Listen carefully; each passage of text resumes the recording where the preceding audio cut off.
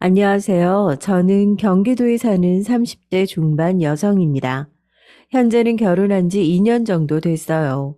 아이는 아직 없고요.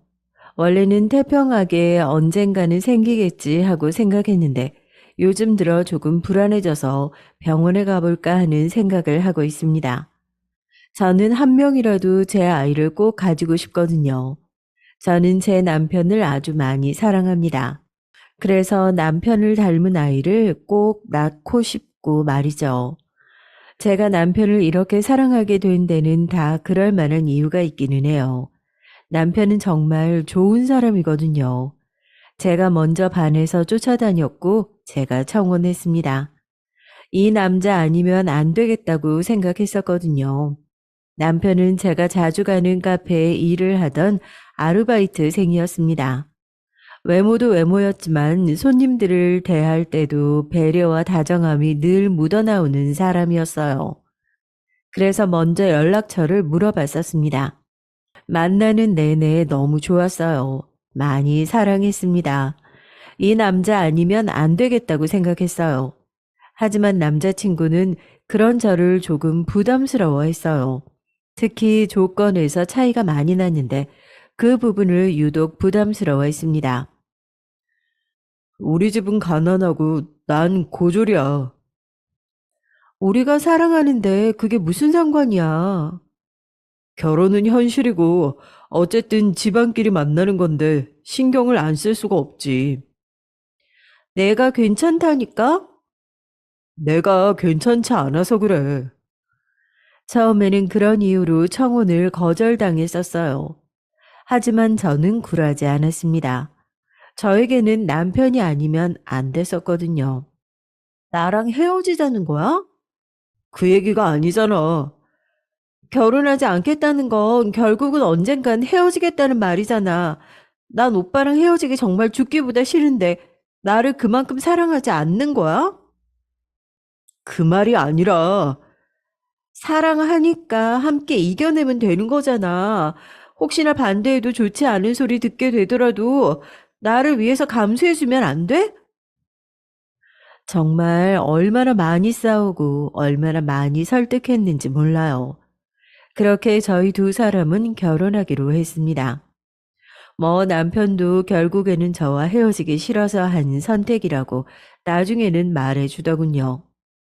그렇게 결혼하기로 하게 되어서 그랬는지 몰라도 저는 기본적으로 남자친구가 집안이 차이가 나거나 하는 문제로 나쁜 말을 듣지 않게 하려면 굉장히 많이 노력한 것 같아요.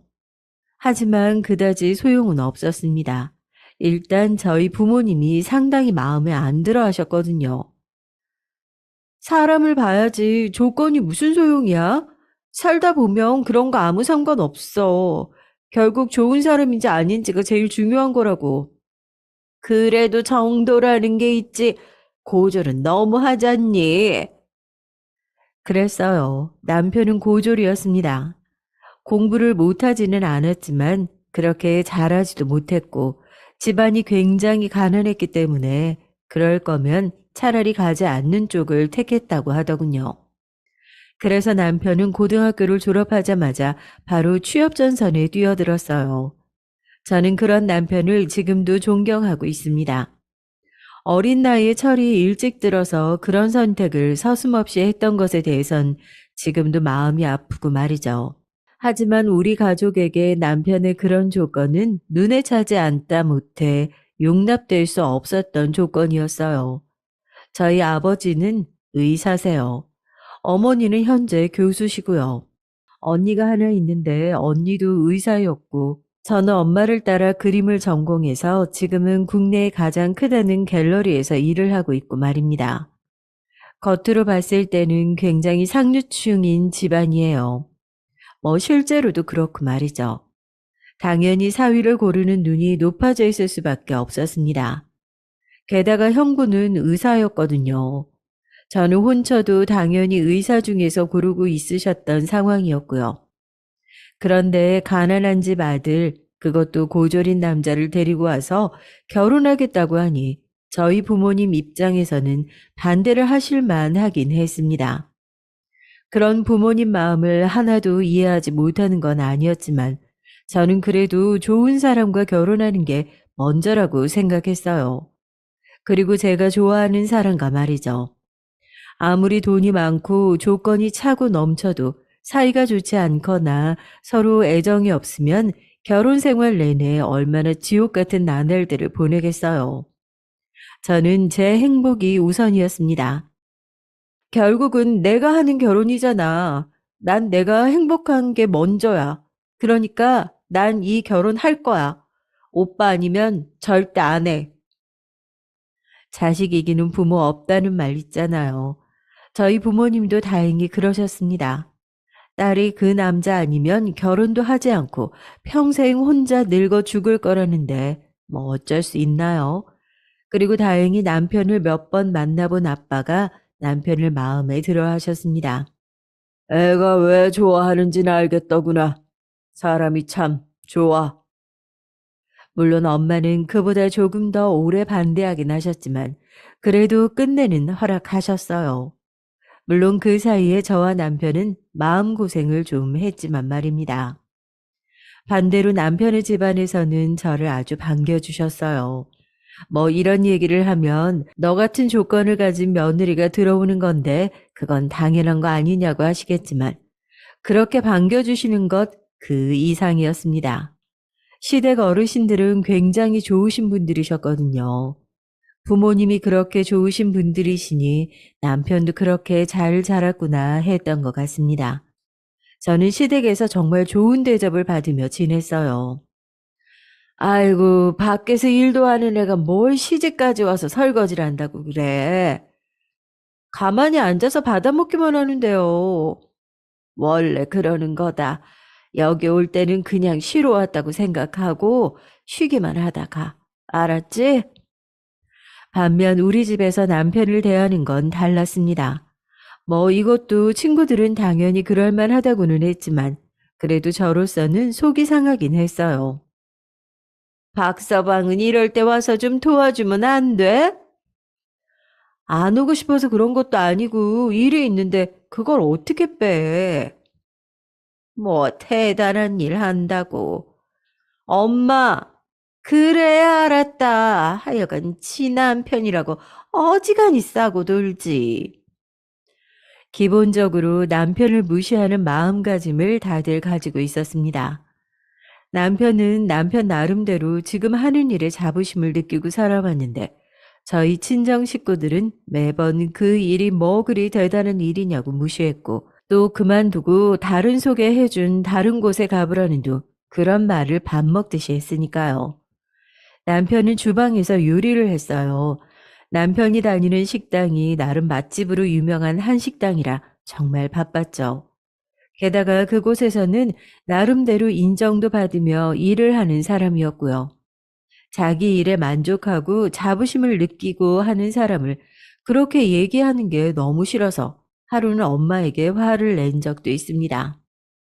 그게 제일 천박한 거야. 직업에 사람의 급이 있다고 생각하고 사람 함부로 판단하고 중요한 일이네, 아니네 하는 거.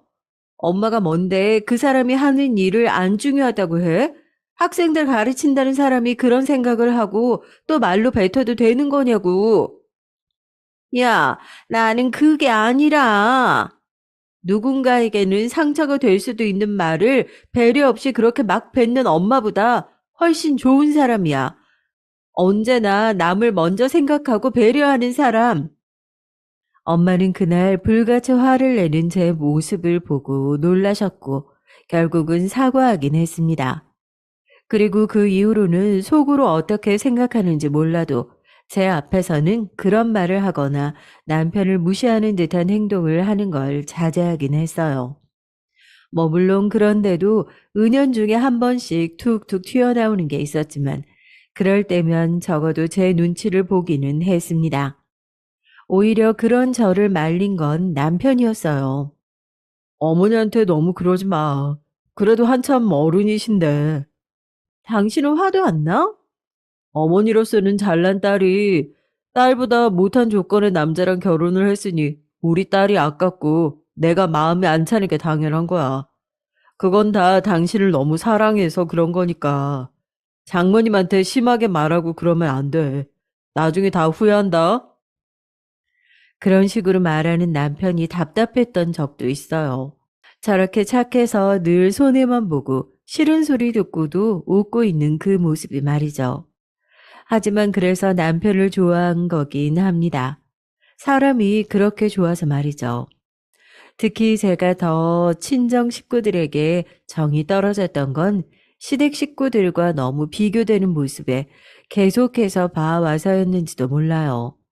뭐 그나마 아빠가 조금 덜하긴 하셨지만 그래도 제 눈에는 보였습니다. 아빠도 은연중에 남편을 무시하는 기조가 깔려 있다는 사실을 말이죠. 너네 부모님은 평생 그렇게 잘 사는 사람, 공부 많이 한 사람들만 보고 그런 사람들과만 어울려 오신 분들이야. 평생을 그렇게 사신 분들 태도를 바꾸는 건 쉬운 거 아니고. 너희 둘이 사는 건데 그런 부분은 포기해. 그래도 남편이 그런 대접받는 걸 못 보겠는걸? 최대한 마주치지 않으려고 노력하는 수밖에 없지 뭐. 그리고 네가 매번 그렇게 부모님한테 들이받으면 너희 남편이 더 불편해진다. 그걸 원하는 건 아니잖아. 친구의 그 말을 그냥 받아들이고 최대한 마주치는 일을 적게 하자고 결론 냈습니다. 다른 것보다도 남편을 불편하게 만들고 싶진 않았거든요. 제가 난리를 치면 남편이 중간에서 굉장히 불편해하는 게 보이기도 했고 말이죠. 그래서 그 이후로 형부가 남편을 은근히 무시하는 행동이나 말들을 해도 꾹 참았습니다. 하루는 이런 일이 있었어요. 박서방이 오늘 요리 좀 해줘. 네? 제가요? 매일 하는 일이잖아. 뭐 어려운 일이라고. 그냥 전문가가 해주는 요리 한번 먹어보게. 왜? 힘들어? 아닙니다. 예의라고는 없었어요.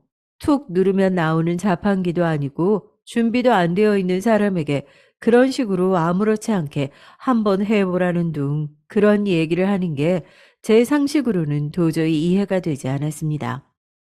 뭐 하긴 형부는 원래 그런 사람이기는 했어요. 저는 원래 형부를 싫어했습니다. 언니와 결혼하겠다며 처음 소개받는 날부터 그랬어요. 처음 본 저에게 이런 말을 했었거든요. 그런데 처제는 살을 좀 빼야겠다. 지금보다 5kg 정도만 더 빼면 얼굴이 확 예뻐질 것 같은데? 처음 보는 사람에게 냅다 반말을 하는 것도 저는 솔직히 마음에 들지 않았는데 처음 보는 사이에 그걸 자기 딴은 위한다며 하는 말이라는 게 저는 정말이지 싫었어요. 형부는 매사에 그런 식이었습니다. 기본적으로 남을 평가하는 걸 서슴지 않고 하는 타입의 사람이었고 자신이 가진 것들에 대한 자부심이 대단한 사람이었어요. 앞서 이야기했듯 형부는 의사였습니다. 그리고 형부네 집안 사람들도 다들 재력이며 학벌이며 우리가 흔히들 얘기하는 그 상류층에 부합하는 사람들이었고 말입니다. 남편이 고졸이라는 걸 알게 됐던 날 형부가 처음 했던 말이 생각나요. 아무리 가난해도 요즘 고졸은 진짜 잘 없지 않나? 아니 무슨 그런 말을 그렇게 서슴없이 아니 뭐가 문제야? 그게 잘못된 거라고 한 것도 아니고 순수하게 놀라워서 그러는 건데 오히려 처제의 그런 반응이 더 신경 쓰고 있는 것 같은데?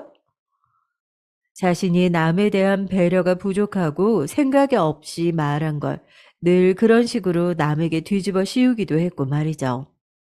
자주 보는 사이도 아니었고 형부는 부모님과는 달리 더 말이 통하지 않는 사람이라 일이 커지는 게 싫어서 그런 말을 하는 형부에게 화를 내본 적이 없긴 합니다.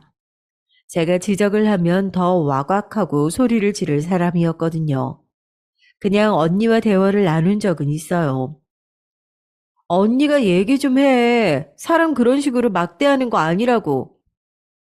어머, 얘 웃긴다. 네 형부가 언제 그렇게 또 막대했어? 그냥 물어본 걸로. 사람 면전에 두고 물어보는 게 있고 아닌 게 있는 거야. 눈 가리고 아웅이지. 그런 것도 하나 판단 못하면 그건 사회성을 덜 배운 거 아니야? 언니도 형부도 똑똑한 사람들이 왜 그런 건 모른 척 바보같이 굴어? 넌 말을 뭘 그렇게 해? 내가 지금 하는 말 기분 나쁘지? 형부가 내 남편에게 한 말은 더 기분이 나쁜 말이야. 언니가 좀 하지 말라고 해. 언니 형부한테 그런 말도 못해? 언니와 그렇게 다투고 나면 한동안은 조금 좋아지는 것 같기도 했어요. 하지만 원래 본성이 그런 사람이어서 그런지 시간이 조금 지나면 금방 다시 원래대로 굴었습니다. 어느 순간은 포기하게 됐던 것 같아요. 그래서는 안 되는 건데 저도 익숙해진 겁니다. 사실 매번 화를 내는 것도 감정 노동이라 힘들 거거든요. 그러던 중에 그 사건이 터졌어요. 그날은 저희 친정 아빠 생일이었습니다. 다 같이 만나는 걸 꺼렸지만 그런 날은 피할 수 없잖아요. 그리고 아빠가 남편이 해주는 음식을 정말 좋아했거든요. 그래서 드시고 싶다고 다른 선물은 필요 없으니 음식을 해줄 수 있냐고 물어오시는데 거절할 수도 없었고 말이죠. 나는 장인어른이 내 요리 좋아해 주시는 거 너무 좋아. 다른 곳에서 좋다는 거 다 드시고 다니시는 분의 인정을 받은 거잖아. 그리고 남편이 그렇게 좋아하기도 했고 말이죠. 남편은 정말 너무 행복해하며 아빠의 생일상을 준비했습니다. 그런 남편을 보면서 자기 별로 좋아하지도 인정해주지도 않는 처가에 그렇게 잘하고 싶어 라는 말이 목 끝까지 차올랐지만 참았어요. 그렇게 좋아하는 남편의 모습을 정말 오랜만에 봐서 그 기분을 망치게 하고 싶지는 않았거든요. 최고의 재료를 준비해야 한다며 새벽 시장까지 가서 재료를 사오고 며칠 전부터 어떻게 음식을 할지 동선을 다 짜고 남편은 정말 열심이었습니다. 아마도 아버지에게 인정받았다는 생각 때문에 들떠서 더 그랬던 것 같아요. 다시 생각해도 그랬던 남편이 너무 짠하게 느껴지는 부분이에요. 그 덕에 아빠의 생신상은 정말 혼자서 차렸다기에는 믿기지 않는 화려하고 풍성한 생일상이었습니다. 와, 이거 사온 거 아니고 직접 다 만든 거 맞아? 새벽 시장까지 다녀왔어. 재료 좋은 거 산다고. 이야, 대단하다. 오늘 아빠 호강하시겠네? 언니뿐만 아니라 가만히 보고 있던 엄마도 한마디 거들었습니다. 박서방이 고생 많았겠네. 이렇게까지 하지 않아도 되는데 괜히 얘기했나 싶다. 엄마는 입이 떡 벌어져서 그렇게 얘기했습니다. 남편이 입이 귀에 걸려 있는 게 보였어요. 엄마에게서 그렇게 인정받는 듯한 말을 듣는 게 거의 처음이나 다름없었거든요. 남편이 너무 좋아하는 모습을 보고 저는 마음이 아팠습니다. 그때였어요. 뭐 업으로 삼는 건데 이 정도는 해야 업이죠. 뭐가 그렇게 대단하다고. 언니와 장모님의 칭찬에 형부는 빈정이 상한 듯 했습니다. 솔직히 그게 어디가 빈정이 상할 일인진 아직도 모르겠지만 말이죠. 아마 형부는 그간 남편을 무시하면서 자기가 대단하다는 걸 확인했던 것 같아요. 그렇지 않고서야 저런 칭찬 비슷한 말을 들은 것만으로도 그렇게 기분이 나쁜 티를 팍팍 낼 수는 없으니까 말입니다. 아니, 형부, 무슨 말을... 제가 그렇게 말을 하려는데 남편이 저를 툭 쳤어요. 저는 입을 꾹 다물 수밖에 없었습니다.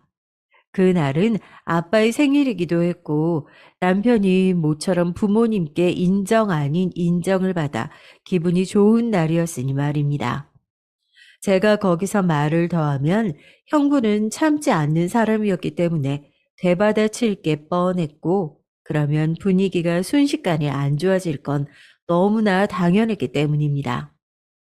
아이고, 박사방 덕에 이렇게 거한 생일상도 다 받아보고 내가 괜히 요리해달라고 그런 거 아닌가 모르겠네. 고생을 너무 많이 했겠어. 아닙니다. 장인어른이 제 요리를 좋아해 주셔서 너무 기분 좋게 준비했어요. 하는 내내 너무 즐거웠습니다. 아이고, 그렇게 말해주니 고맙네. 아빠는 그렇게 얘기를 하며 휴대폰을 꺼내 남편이 해준 음식들의 사진을 여러 장 찍기 시작했어요. 그걸 왜 그렇게 많이 찍냐는 엄마의 물음에 친구들에게 사위한테 이런 생일상 받았다고 자랑하려고 그런다 그러시더군요. 그때는 저도 기분이 너무 좋았습니다. 남편을 보니 남편도 너무 좋아하고 있는 것 같더라고요. 사위한테 이런 생일상 받아본 장인은 세상에 나밖에 없을 거야. 아빠의 그 말에 형부의 얼굴이 확 구겨지는 게 보였어요. 그러고는 조용히 말을 했습니다. 한창 신이 나서 사진을 찍고 있는 아빠의 귀에는 그 말이 들어가지는 않았지만 저와 언니 그리고 남편은 똑똑히 들었어요. 돈만 주면 더 좋은 음식 먹을 수도 있는데 저게 뭐가 그렇게 대단하다고. 형부는 그렇게 아빠의 생일 시작부터 기분이 굉장히 많이 나빠져 있는 상태였습니다. 하지만 아빠가 있는 앞에서 형부는 그런 말을 하지 못했어요. 왜냐하면 저희 아빠가 재산이 좀 있으시거든요. 그래서 형부는 아빠에게 늘 입안에 혀처럼 굴었습니다. 어차피 그 재산은 딸에게 돌아오게 될 테니까 말이죠. 아마 저희보다 조금이라도 더 받고 싶어서 그랬던 거겠죠. 늘 자신들이 더 잘 사니까 덜 주시면 어떡하냐고 전전긍긍 했었거든요. 그래서 밥을 먹는 내내 형부는 감정이 불편한 티를 냈어요. 그래서 그랬던 건지 평소보다 술을 많이 마시더라고요. 언니가 옆에서 말리는 게 보였습니다. 뭘 그렇게 술을 급하게 마셔? 천천히 마셔. 아유, 안주가 너무 좋아서 그런가 술이 술술 들어가네. 저는 알 수 있었어요. 그 말은 칭찬이 아니었습니다. 분명히 비꼬는 듯한 말투였어요. 저는 인상이 확 구겨졌습니다. 하지만 남편이 조용히 제 팔을 잡고는 고개를 젓더라고요. 아무 말도 하지 말라는 듯 말이죠. 그리고 아빠를 봤습니다. 아빠는 상당히 기분이 좋아 보였어요. 그래서 또다시 입을 다물 수밖에 없었습니다. 그리고 언니도 형부가 지금 기분이 나쁘고 그 말이 오로지 칭찬하기 위한 말이 아니라는 걸 알았는지 불편한 얼굴로 자꾸 형부를 바라보더군요. 형부에게 계속해서 술을 그만 마시라는 얘기를 했지만 형부는 그 말을 듣지 않았어요. 그리고 결국 우려하던 일이 발생하고야 말았습니다. 어이, 박서방. 그 말투 자체가 굉장히 띠꺼웠기 때문에 가족들 모두 형부를 걱정스러운 눈으로 바라봤어요. 특히 언니가 형부 어깨를 꾹 잡고서는 말했습니다. 당신 많이 취했어. 집에 가자. 아이고, 나 안 취했어. 취했어. 집에 가기 싫으면 작은 방 들어가서 한숨 자든가. 안 취했다니까 왜 자꾸 사람을 취한 사람 취급해? 기분 나쁘게. 언니가 인상을 팍 썼어요. 기본적으로 언니도 형부의 편을 드는 게 대부분이긴 했지만 이런 식으로 너무 많이 선을 넘는 건 싫어했거든요. 언니는 자기 체면이 깎이는 걸 싫어하는 사람이었고 형부가 밖에서 그런 식으로 행동하는 건 자신의 체면이 깎이는 일이라고 생각했으니까 말입니다. 하지만 형부는 그런 언니의 만류에도 굴하지 않았어요. 조금 굴했으면 좋았을 텐데 말이죠. 본격적으로 남편을 비꼬기 시작했습니다. 난 정말 박서방 같은 사람이 너무 부러워. 별거 아닌 일로 이렇게 대단하고 좋아해주는 사람들이 있잖아? 어? 누구는 쎄 빠지게 일해서 용돈을 수백을 들여도 그런 웃는 얼굴 한 번 못 보고 그저 고맙네가 끝인데. 이번에는 엄마가 말렸습니다. 아니, 오서방, 그게 아니기는 뭐가 아니에요, 어? 오늘 저 많이 섭섭해요, 어? 장모님도 장인어른도 그동안 학벌도 집안도 가진 것도 별로 없다고 무시하실 때는 또 언제고, 어? 기껏해야 이런 상 몇 번 받았다고 마음이 그렇게 쏙 돌변해서는. 이번에는 아빠가 헛기침을 하셨어요. 오서방. 하지만 형부는 끝내지 않았습니다. 에? 박서방, 말을 좀 해봐. 이게 뭐가 그렇게 대단한 거라고 유세를 떨어? 돈 주고 사람 사서 출장 뷔페 시키면 이거보다 더 화려하고 맛있는 음식 먹을 수 있는데, 안 그래? 어? 아, 말을 보라니까. 정말로 한 대 쥐어받고 싶을 정도로 얄미운 얼굴과 말투로 그렇게 얘기를 하더군요. 언니가 꾹 참는 듯 주먹을 쥐는 게 보였습니다. 그리고 엄마도 한숨을 쉬었고 말이죠. 남편은 그냥 아무 표정 없는 얼굴로 가만히 듣고만 있었어요. 아마 형부는 남편의 동요 없는 그 모습에 더더욱 화가 났을 겁니다. 그래서 말이 점점 더 과해졌을 거라고요. 형부는 부잣집에서 태어나 평생을 싫은 소리 한번 들어보지 않고 어화둥둥 자란 사람이었습니다. 모두 자신에게 칭찬만 했고 어디를 가나 본인이 제일 잘난 그런 사람이었죠. 당연히 그동안은 저희 집안 식구들이 남편을 무시하는 게 자기 눈에도 보였을 테니 사위 둘 중에 자신이 더 인정받고 사랑받고 있다고 여겼을 텐데 그 관심이 남편에게 조금이라도 오는 게 자존심이 상했을 겁니다. 형부의 성격에 감히 너 따위가 라는 생각을 무조건 했을 거예요. 그건 너무 뻔하긴 합니다. 하지만 그 어떤 이유로라도 조금도 형부를 이해해주고 싶진 않았어요. 그건 형부가 혼자 해결해야 하는 감정적인 거고, 그걸 다른 사람들이 이해해줘야 할 의무는 당연히 없으니까요. 나도 그냥 요리나 할 걸, 어? 괜히 힘들게 공부해서 힘들게 의사 되면 뭐하나, 어? 이렇게 처가에서 대접도 못 받고, 아, 우리가 언제 자기를 대접 안 해줬다고 이래? 겨우 그 한 번을 못 봐서 그 꼴을 보이는 게 너무 한심하고 어이가 없어서 정말 웃음만 나오더군요. 지금 봐봐, 어? 나보다 박서방이 더 귀한 사위잖아. 더 귀하고 덜 귀한 게 어딨나? 다 귀한 사위인 거지. 그게 문제라고요. 형부는 소리를 버럭 질렀습니다. 순간 모두가 놀랐어요. 어떻게 박서방이랑 내가 같아요? 네? 다 같이 귀한 사위 어떻게 같을 수가 있냐고요? 나는 의사인데 우리 집안이 어떤 집안인데? 형부는 마침내 본심을 드러냈습니다. 결국 그거였어요.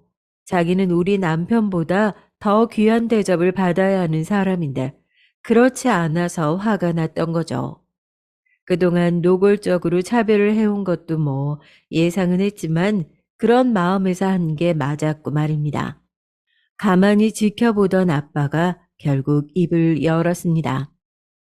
그거 참 오서방 그만 못하겠는가? 지금 술에 취해서 이게 뭐 하는 짓이야? 사람을 가진 걸로 판단해서 계급을 나누고 차별하는 그런 사람이었나? 그리고 지금 어른들 다 있는 자리에서 술에 취해서 뭐 하는 거야? 아버지의 그 낮고 단호한 말에 형부는 잠시 움찔했어요. 그러고는 입을 다무는가 했어요. 하지만 아니었습니다. 술 기운이 더 오르는 건지 얼굴이 시뻘개져서는 더 큰 목소리로 말을 이어가기 시작했어요. 아이고, 그러는 장인어른이랑 장모님도 처음에는 고졸에 집안도 가난한 사람이라고 사위 삼기 싫어하셨잖아요. 에? 그럴 때는 언제고. 이제 와서 다 같은 귀한 사위예요. 네? 그 말에 엄마가 인상을 찌푸리며 형부에게 말했습니다. 그 얘기를 지금 왜? 그리고 딸 가진 부모 입장에서야 딸을 더 좋은 조건의 남자에게 시집 보내고 싶으니 그랬던 거고. 결국 이렇게 다 잘 지내면 좋은 거지. 그게 뭐라고 이렇게 큰 소리를 냈나? 당신 진짜 그만해. 나 진짜 화낸다. 언니의 표정이 사뭇 심각해졌습니다. 저희 언니는 한 번 화가 나면 정말 무서운 사람이었거든요. 가족들 모두 그걸 알아서 언니가 정말 화가 나기 전에 그럴 만한 일을 멈추거나 혹은 그럴 상황을 피했고요. 본능적으로 알 수 있었습니다. 언니는 정말 폭발하기 일보 직전이라는 것을 말이죠. 아니, 당신도 태도를 이렇게 싹 바꾸는 건 아니지. 내가 무슨 태도를 바꿨다고 이러는 거야? 당신도 박서방 은연중에 무시했잖아. 형부는 본인 입으로 인정한 겁니다. 본인이 남편을 무시하고 있었다는 사실을 말이죠. 뭐 알고는 있었지만 그런 식으로 확인 사살을 받으니 상당히 기분이 상하긴 하더라고요. 원래 알고 있었던 것과 그걸 확답으로 받는 건 다르니까요. 진짜 이 집 식구들 단체로 약 먹었나 싶어. 아니, 어떻게 나 같은 사위를 두고 저런 사위를 더 예쁘다 할 수 있는 거냐고. 지금 다들 제정신이야? 술에 취해서 고래고래 소리를 질러대는 형부를 일단 말려야만 했어요. 그래서 남편이 형부의 팔을 잡았습니다. 그 집에서 가장 젊은 남자이다 보니 힘을 쓸 수 있는 사람은 남편밖에 없었거든요. 형님, 그만하세요. 에, 이거 지금 네가 나를 잡은 거야? 네가 뭐라고 나를 잡아? 어? 너 따위가 뭐라고? 형부는 그렇게 소리를 지르며 남편을 쳐내듯 밀쳤어요. 남편은 바닥에 쓰러지듯 엎어졌습니다. 야, 어디서 나대? 야, 이 새끼야. 고졸 주제에 나대지 마. 저는 순간 눈이 핑 도는 게 느껴졌어요. 정말이지 이성을 잃는다는 게 이런 걸 얘기하는구나 싶은 마음이 들었습니다. 지금 말 다 했어요? 제가 그렇게 낮게 말했습니다. 그러자 형부는 제 쪽으로 고개를 돌렸죠. 그러고는 삿대질하며 저에게도 소리를 지르기 시작했습니다. 이게 다 처제 때문이야, 어? 조건에 맞춰서 우리 집이랑 얼추 비슷한 사람 데리고 와서 결혼하면 좀 좋아? 왜 저런 조건도 안 되고 수준도 안 맞는 사람 데리고 와서 결혼하겠다고 설치긴 설쳐. 그러면서 저에게도 성큼성큼 다가오더군요. 저보다 덩치도 한참이나 큰 형부의 모습에 아마 평소라면 쫄았을지도 몰라요. 하지만 그날은 앞서 얘기했듯이 화가 너무 많이 나서 이성을 잃은 상태였습니다. 그리고 저에게는 무기가 있었어요. 어? 그러니까 저 자식이 주제도 모르고 내 앞에서 깝치는 거 아니야. 짝 하고 온 거실에 누군가가 누구의 뺨을 후려치는 소리가 울려 퍼졌습니다. 그리고 그건 제가 형부의 뺨을 내리치는 소리였어요. 순간 모든 식구가 놀랐습니다. 당연하죠. 제가 형부의 뺨을 사정없이 내리쳤으니까요. 사실 제가 그동안 남편을 무시할 때 식구들에게 기분이 안 좋은 티를 내거나 말을 직설적으로 하는 편이긴 했지만 저는 누군가를 때려보거나 했던 적이 없던 사람이었거든요. 그런 폭력을 아주 싫어하기도 했고 말입니다. 그런 저를 알고 있으니 식구들이 놀라는 건 당연했어요. 우선 식구들보다도 제가 더 놀랐고 말입니다. 손이 그냥 먼저 나간 거거든요. 처제, 지금 미쳤어? 미친 건 제가 아니라 형부죠. 사람을 앞에 두고 면전에다가 어떻게 그런 말씀을 하실 수가 있으세요? 그것도 배울 만큼 배웠다는 사람이 매일 자기는 상류층이라는 말을 밥 먹듯 하는 사람이 형부는 멍하니 자신의 볼에 손을 가져다 대고 제 얘기를 듣고 있다가 뭔가 이야기하려는 듯 입을 벌렸지만 이번에도 제가 먼저 선수를 쳤습니다. 그리고 이 사람이 어떤 사람인 줄 알고 감히 이런 대접을 하는 거예요? 그 순간 남편은 그 자리에서 굳었어요. 제가 이 얘기를 하리라고는 상상도 못한 것 같았습니다. 언젠가 할 얘기긴 했지만 말이죠. 그, 그게 무슨 소린데? 뭐, 어떤 사람인데? 이제 저는 형부가 아니 모든 사람이 모르는 얘기를 시작해야 했습니다. 그 전에 남편이 어떤 사람인지, 형부가 왜 남편에게 그래서는 안 되는 건지 먼저 여러분께 설명해 드릴게요. 이야기가 꽤 길긴 해요. 저희 시댁은 어르신들이 참 좋으신 분들이라고 몇 번이나 얘기했었잖아요. 저희 시댁 어르신들은 형부의 가족과 아는 사이였습니다. 뭐 일방적으로 시댁의 식구들이 형부의 가족들을 기억하는 거긴 했지만 말이죠. 형부의 아버지도 의사세요. 형부는 말 그대로 의사 집안이고 말입니다. 그리고 형부의 아버지는 꽤 유명한 의사십니다. 여기서 구체적으로 장기의 위치까지는 말할 수 없지만 어쨌든 암 수술에 있어서는 상당히 권위자였던 분이세요. 지금은 은퇴를 하시고 집에서 책을 쓰고 계시는 중이라 들었지만 말입니다. 그리고 시아버지의 아버지는 그 형부의 아버지에게 수술을 받은 적이 있어요. 한 30년도 더 된 옛날 얘기긴 합니다. 그때는 의료사고가 뭔지도 모를 때였어. 그냥 의사는 하늘, 특히 우리같이 돈 없는 환자들은 땅, 뭐 그런 시절이었지.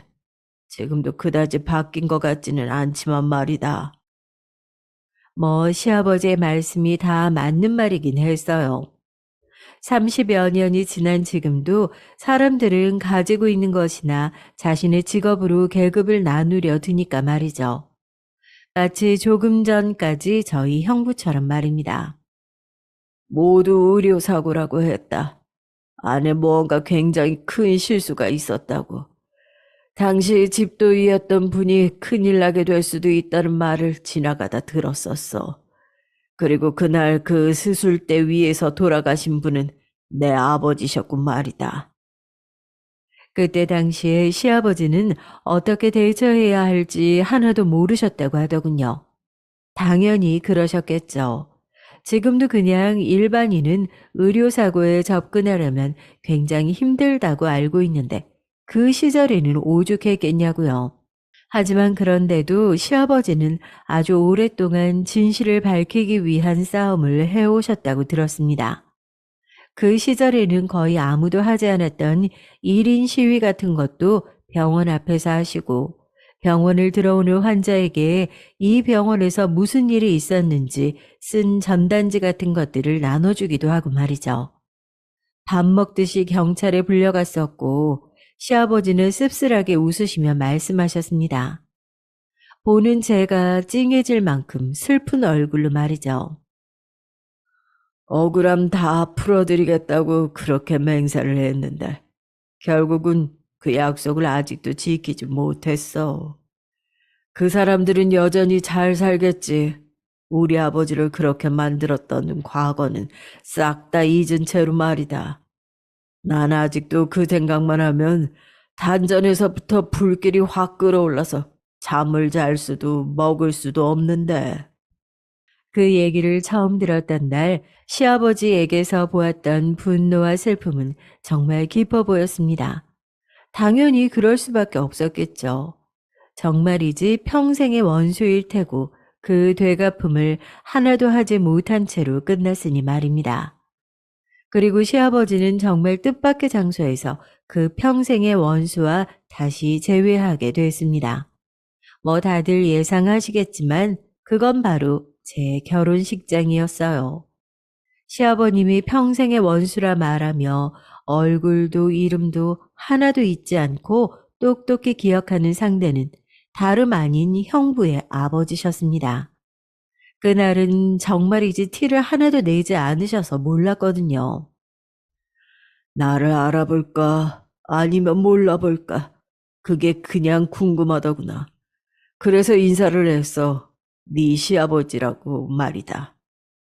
그리고 모두가 예상하시겠지만 형부의 아버지는 시아버지를 알아보지 못했습니다. 거기서 어떤 절망 같은 걸 느꼈어. 나는 이렇게 평생 잊지 못하고 기억하고 아파하고 또 죄스러워하며 마음에 돌을 얹고 살아가고 있는데 그 사람들은 내 얼굴도 이름도 아무것도 기억하지 못하고 그렇게 웃고 그렇게 행복해하는 모습을 보니 말이다. 그래서 한동안은 술을 많이 마셨었지. 남편에게도 들은 적이 있습니다. 저희 결혼하자마자 시아버지가 술이 드셨다는 얘기 말이죠. 원래 그렇게 술을 마시는 분이 아닌데 자식 보내서 마음이 허하신가 하는 말을 남편이 농담으로 지나가듯 얘기했던 기억이 납니다. 하지만 그게 저 이유였던 거예요. 남편은 본인도 몰랐다고 하더군요. 어느 날 시아버지가 조용히 자신에게만 말해줬다면서 말이죠. 사실 남편도 술을 마시고 주정 아닌 주정을 하다가 저에게 들킨 거긴 합니다.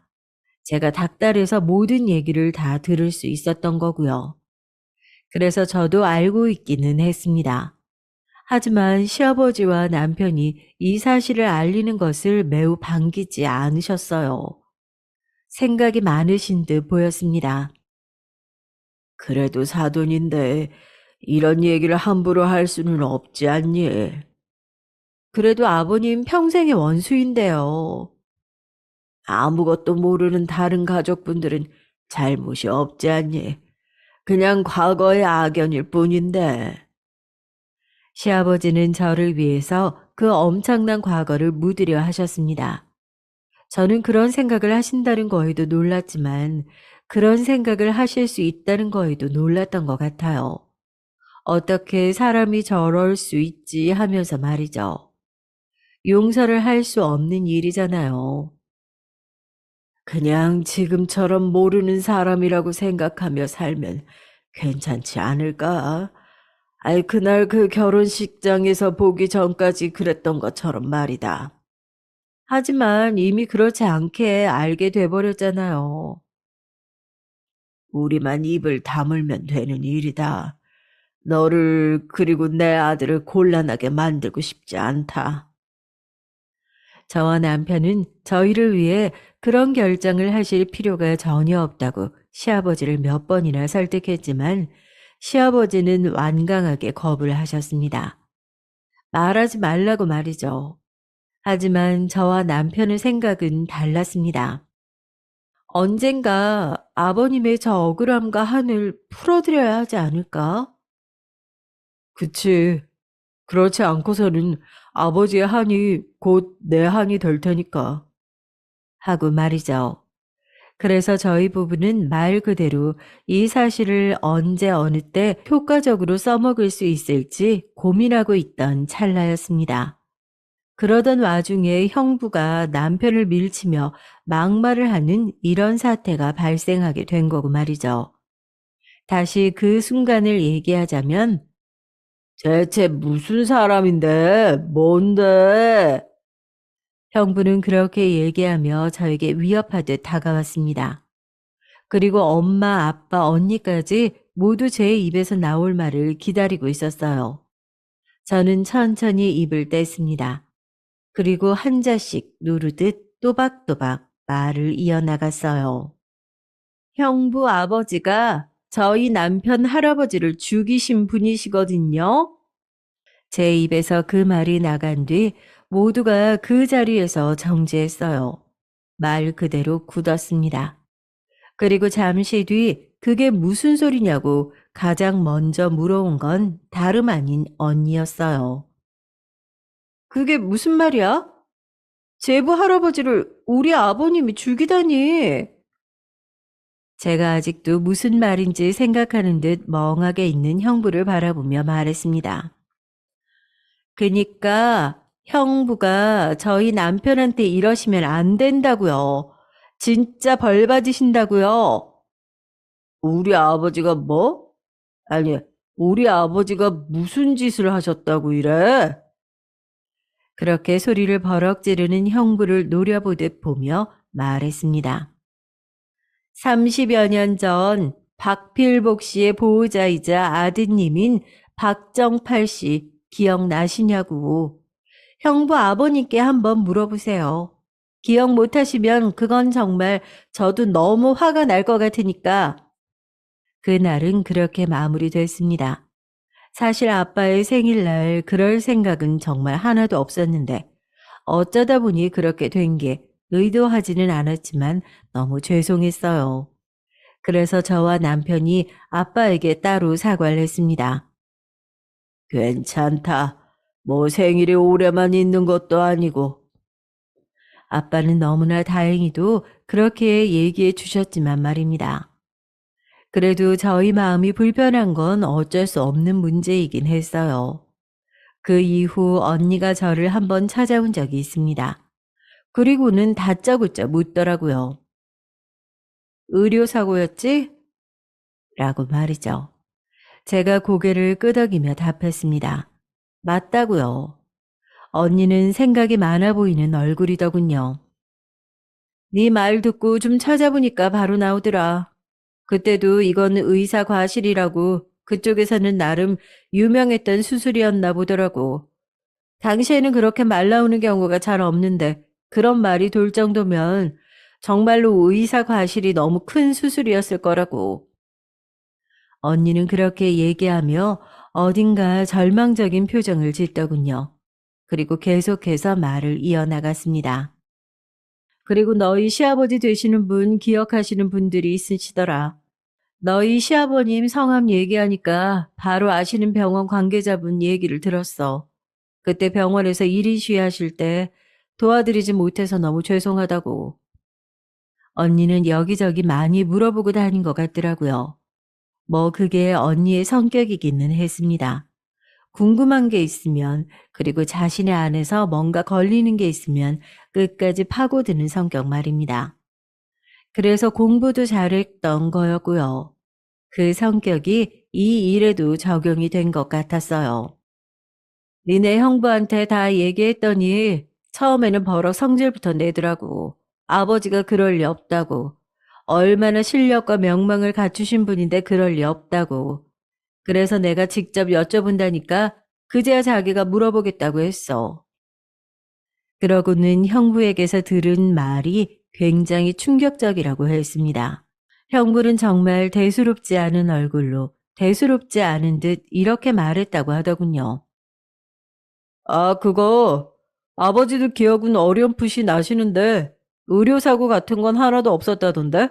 그때 어디서 병원 직원들이 다른 얘기하는 걸 보호자가 잘못 듣고 와서는 병원 잘못이라고 난리를 치는 바람에 기억하는 사람이 많을 거라고.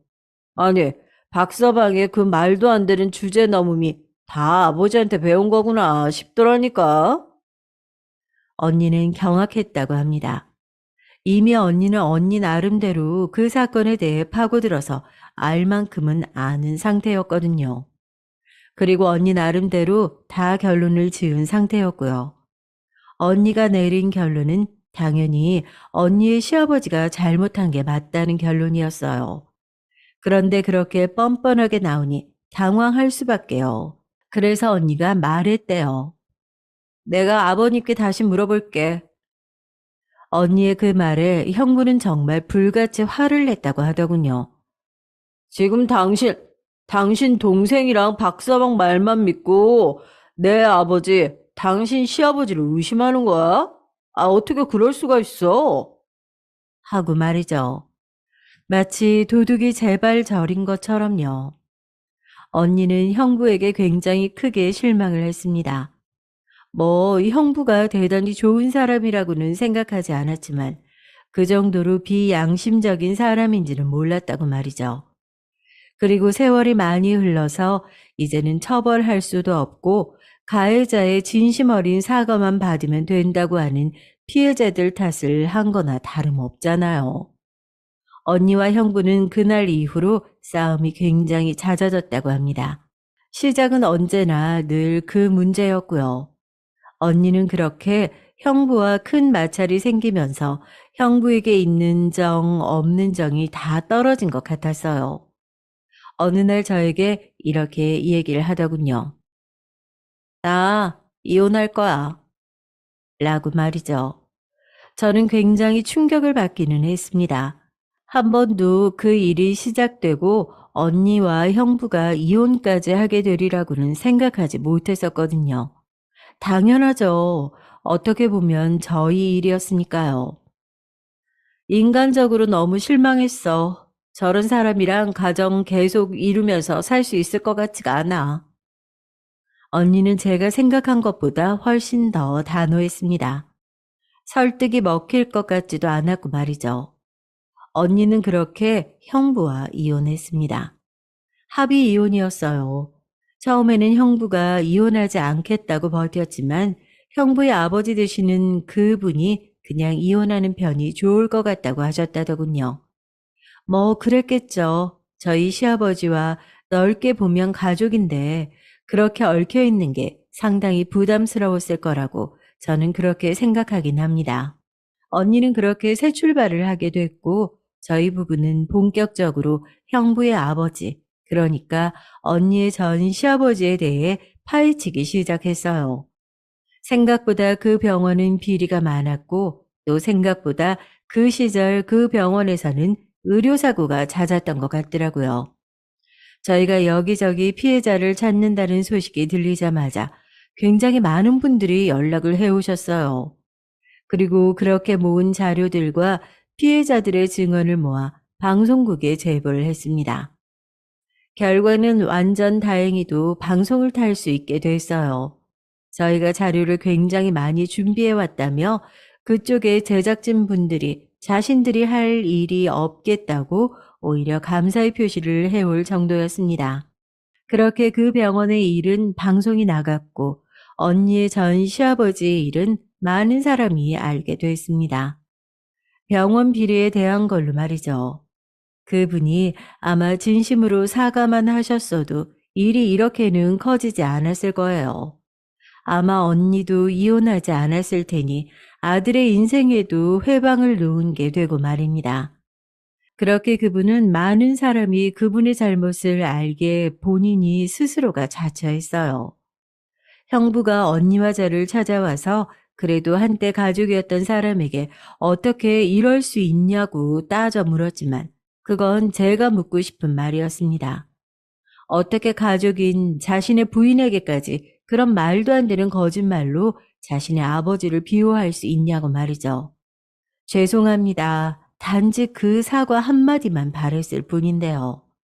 아마 형부가 그날 남편을 그렇게 무시하지 않았다면, 그리고 언니의 전 시아버지가 그 사건을 부정하지 않고 저희 시아버지에게 사죄를 드리러 왔다면 지금쯤은 모두가 행복한 결말이 되어 있을 거라는 생각에 형부와 그의 아버지가 더더욱 원망스러운 것도 있었어요.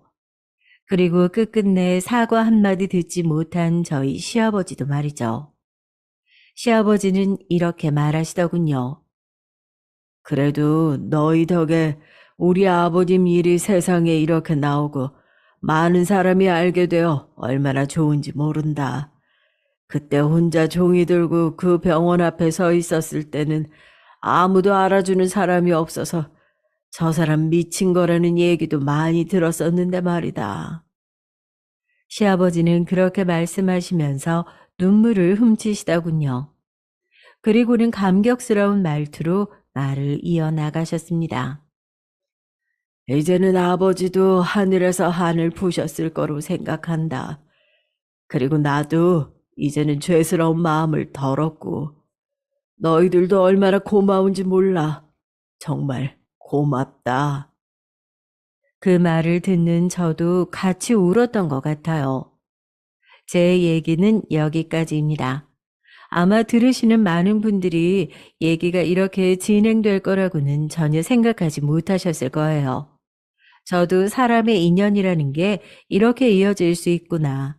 운명 같은 게 정말 있는 게 아닐까 하는 생각을 이번 일을 겪으면서 정말 많이 했던 것 같습니다. 남편과 저는 물론 언니도 아주 잘 지내고 있어요. 양육권도 당연히 언니가 가지고 와서 조카도 잘 키우고 있고요. 저희 언니 능력 있고 또 저희 집이 부자니 걱정은 없습니다. 아, 저희 엄마 아빠도 처음에는 무슨 이혼하시며 굉장히 놀라셨는데 이야기를 다 듣고 나서는 그런 집과 사돈이었던 게 싫다며 고개를 절레절레 저으셨고 말이죠. 아빠는 내년에 남편에게 식당 하나를 차려줄 계획이에요. 아직 남편에게는 얘기하지 않았지만 말입니다. 아빠는 남편의 요리에 정말 진심이시거든요. 저는 이제 그만 얘기를 마쳐야 할 것 같습니다. 어쩌다 보니 너무 길어지게 된 것 같네요. 긴 얘기 함께 해주셔서 너무 감사합니다. 들으시는 분들 모두 언제나 좋은 일만 가득하시길 바랄게요. 안녕하세요. 임대업을 하고 있는 60대 여성입니다. 제게는 딸아이가 하나 있어요. 심장이 약하게 태어나서 어릴 때는 병원을 계속 다녀야 했지만 초등학교 때 수술을 받고 나서부터는 다른 아이들과 다름없이 자랐습니다. 그래서 그런지 아직도 저는 딸아이를 보면 그때의 모습이 생각나 딸아이를 어린애 취급하게 된답니다. 물론 그때마다 딸아이는 자신은 다 큰 성인인데 왜 그러냐고 정색을 하지만요. 하지만 저희 남편이 살아 있었더라면 더 하지 않았을까 싶습니다. 남편은 딸아이가 고등학생일 때 폐암으로 세상을 먼저 떠났어요. 제가 임대업을 시작한 것도 이때부터죠. 임대업은 친정의 가족 사업이나 마찬가지였습니다. 그래서 남편이 죽은 뒤로는 제가 맡아서 하게 됐어요. 남편은 지금 말로는 딸 바보라고 할까요? 태어났을 때부터 다양한 이벤트로 딸아이를 웃게 만들던 사람이었죠. 딸아이가 울기라도 하는 날에는 본인이 더 슬퍼하면서도 혹시나 누가 우리 딸을 울릴 것은 아닐까 아주 눈에 불을 켜고 범인 색출에 나섰답니다. 딸아이는 중학교 때부터 교사가 되는 것이 꿈이었어요. 아이들을 좋아해서 초등학교 교사가 되는 것을 희망했죠. 그러다 중학교 3학년 때부터는 수학이 재미있고 수학을 다른 사람들에게 가르쳐 주는 것이 좋다고 하더니 수학 교사로 목표를 바꾸더군요. 솔직히 저는 반대했습니다. 선생이란 직업이 쉬운 일은 아니잖아요. 그것도 교사, 즉 학교 선생님이면 아이들의 전반적인 생활에 신경을 써야 하는 그런 존재니까 딸아이가 상상하는 것과는 차이가 많이 날 것이기 때문이죠. 하지만 딸아이는 그 모든 것을 생각했다고 말하며 그래서 더욱 선생님이 되고 싶다고 하더라고요. 단박에 임용고시까지 패스한 딸아이는 다행스럽게도 근처 중학교에 자리가 나서 바로 출근할 수 있었습니다. 그렇게 임용고시 패스 이후 2년 정도 지났을까요? 딸아이의 고모가 선을 볼 생각이 없냐고 하더군요. 옷가게를 하던 애들 고모는 남편의 이복 동생으로 이혼 이후 혼자서 살고 있었습니다. 남편의 외도로 이혼을 한 애들 고모는 제대로 위자료도 받지 못한 상태였어요. 그래서 한동안은 정말이지 사람이 이렇게까지 망가질 수 있나 싶을 정도로 술만 마시고 있었죠. 그 모습을 보다 못한 제가 옷가게를 하나 마련해 줬습니다. 죽은 남편의 동생한테 그것도 이복 동생한테까지 그렇게 해줄 필요가 있냐고 당연히 주변에서는 한마디씩 했죠. 하지만 남편은 살아있는 동안 다른 동생들보다 이복 동생이 애들 고모를 더 많이 예뻐하고 챙겼었거든요. 그래서 그냥 넘어갈 수가 없었습니다. 그랬던 애들 고모가 그동안은 코빼기도 보이지 않더니 갑자기 선이라니 무슨 소리인가 싶었어요. 아, 이제 지연이도 결혼해야죠. 아, 남자친구 없으면 이 사람 한번 만나보라고 해요. 아, 동창 아들인데 인물도 훤하고 사업 수단도 좋아서 가게도 여러 군데 있나 보더라고요. 저는 애들 고모에게서 사진을 한 장 받았습니다. 입가가 고집 있게 보이더군요. 저는 딸아이에게 물어는 보겠다고 하고 말을 줄였습니다. 애들 고모가 가고 나서도 한참은 사진만 보고 있었어요. 딸아이에게 선자리가 들어오다니 벌써 그렇게 컸나 싶더라고요. 예전에 남자친구가 생겼다는 얘기를 듣는 것과는 또 다른 기분이 들었습니다. 그날 저녁 딸아이에게 사진을 보여주며 만나보라고 했더니 길게 고민도 하지 않고 알겠다고 하더군요. 저는 거절해도 괜찮다고 했어요. 만나면 다 결혼하는 세상도 아니고 고모가 소개시켜주는 사람이라면서요. 고모 입장도 있는데 그냥 한번 보고 말죠. 그리고 또 누가 알아요? 괜찮은 사람일지? 저는 딸아이의 미소에 크게 웃고는 이런 것도 다 경험이 될 테니 알겠다고 했죠. 애들 고모가 소개시켜준 남자는 보쌈 체인점을 포함해서 3개의 식당을 운영하는 사람이었어요. 고등학교를 졸업하고 바로 식당에 취직한 남자는 금방 부모님이 운영하던 가든을 팔고 보쌈 체인을 시작했다고 합니다. 딸아이가 그 남자와 선을 보는데 제가 괜히 긴장됐죠. 그날 집에 돌아온 딸아이는 상당히 말을 아끼더라고요. 첫 만남에 어떻게 사람을 알 수 있겠냐고 그냥 나쁘지 않다는 정도였죠. 그 뒤로도 두 사람은 몇 번 밥도 먹고 영화도 보면서 데이트를 하는 것 같았습니다. 그러던 어느 날 딸아이가 엄청 진지한 얼굴로 제게 물었어요. 엄마, 혹시 고모한테 철민 씨 무슨 일이 있는지 좀 물어봐 줄래요? 고모한테? 왜? 무슨 일 있대? 그저께만 해도 데이트 잘하고 들어왔더니만 갑자기 그게 무슨 말이야? 그러니까요. 절 집까지 데려다주고 나서부터 아무런 소식이 없어요. 카톡도 안 보고 전화도 안 받고. 그래서 집에 무슨 일이라도 생겼나 하고 걱정이 돼서요. 저는 애들 고모에게 딸아이가 궁금해하는 부분을 물었습니다. 애들 고모는 엄청 당황하면서 집안 일이라서 자신도 잘 모른다고 얼버무리더라고요. 딸아이는 며칠을 그렇게 고민을 하는가 싶더니 그냥 자신이 마음에 들지 않았나 보다고 웃고 넘어가더라고요. 저는 좀 화가 났습니다. 아무리 그래도 그렇지 이렇게 연락을 뚝 끊어버리는 것은 예의가 아니라고 생각했거든요. 하지만 딸아이는 저와는 다르게 그냥 인연이 아니었다고 생각한다며 저더러 그냥 잊었으면 좋겠다고 했답니다. 저는 정말 그 철민이라는 남자에 대해서 까맣게 잊고 있었어요. 평소보다 늦게 들어온 딸아이는 놀라운 얘기를 제게 해주었습니다. 딸아이 말에 의하면 수업을 마치고 나오는데 교문 앞에 그 남자가 기다리고 있더랍니다. 잠깐 얘기 좀 하고 싶다고 말이죠. 물론 딸아이는 할 말이 없다고 딱 거절했다지만 남자가 마지막이 돼도 좋으니까 제발 얘기 좀 들어달라고 사정을 했다고 하더군요. 그래서 이유라도 들어보자는 마음으로 따라갔다 오는 길이라고 말했습니다. 겁도 없이 거길 어디라고 갔다 오기는 따라갔다 와. 너한테 무슨 해코지라도 하면 어쩌려고. 그런 일이 있으면 엄마한테 연락이라도 좀 하든가. 엄마도 참 모르는 사람도 아니고 변명이라고 해도 좋으니까 얘기 들어달라고 하는데 딱 잘라 거절을 어떻게 해요. 제가 한두 살 어린 애도 아니고 무슨 걱정을 그렇게 하세요? 그리고 봐요. 아무 일도 없이 돌아왔잖아요. 그걸 지금 말이라고 하니? 도대체 너는 왜 이렇게 조심성이 없어? 뉴스도 안 봐? 제가 워낙 정색을 하고 화를 내자 그제야 딸아이는 잘못했다고 2번 다시는 이런 일을 만들지 않겠다고 약속을 했죠. 그러고는 남자와의 대화를 들려주었습니다. 남자가 갑자기 잠수를 타게 된 것은 아팠기 때문이라고 하더군요.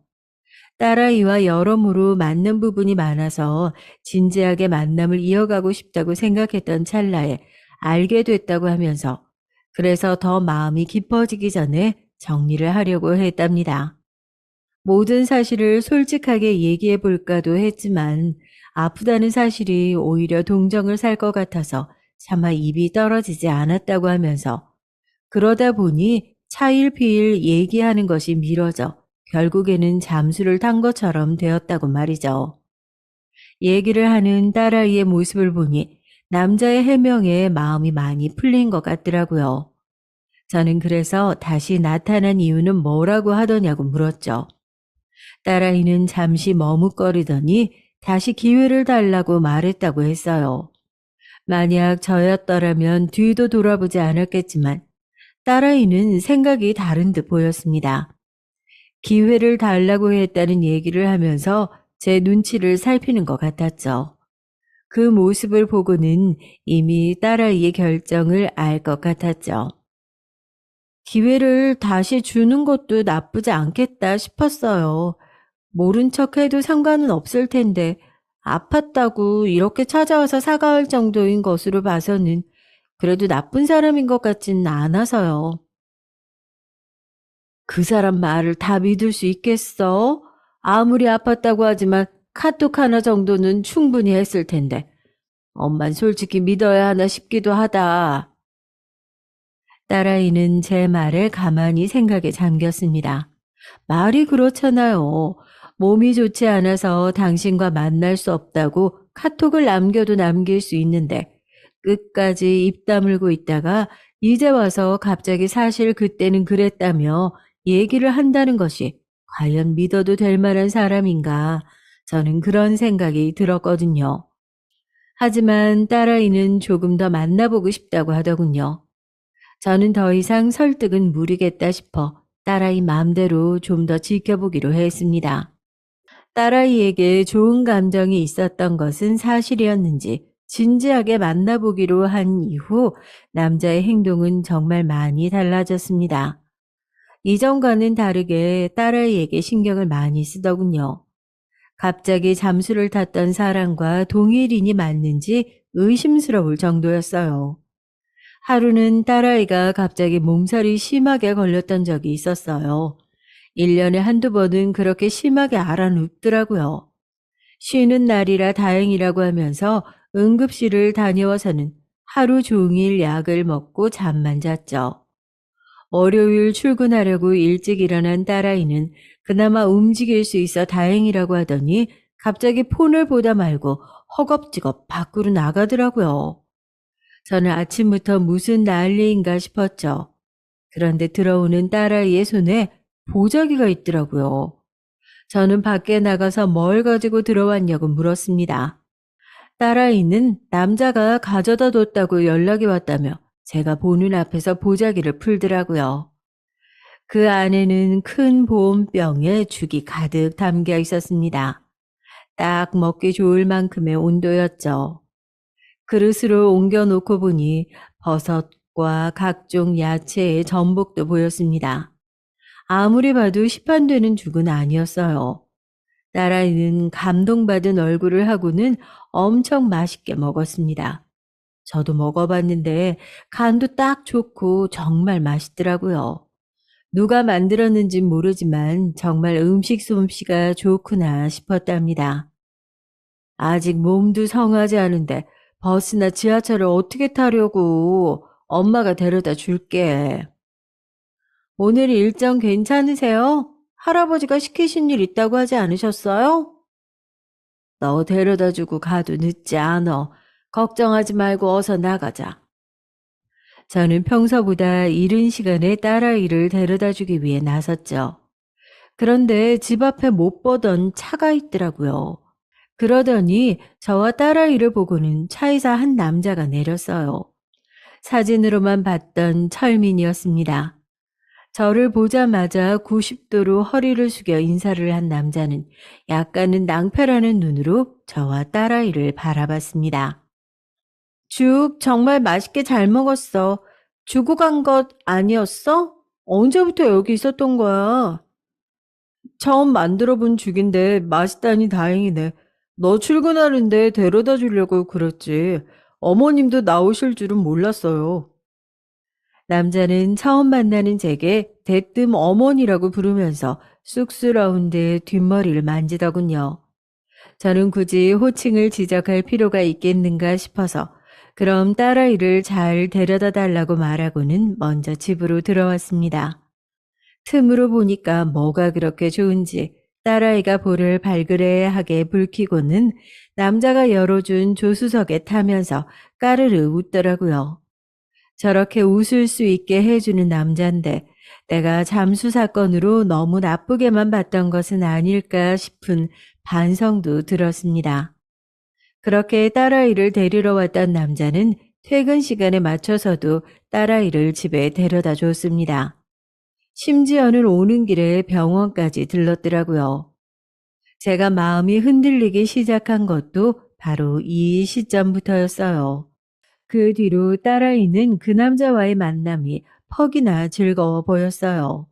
다녀오면 항상 재미있어 했고 종종 제게도 어떤 일이 있었는지 어디를 다녀왔는지 말해주기도 했습니다.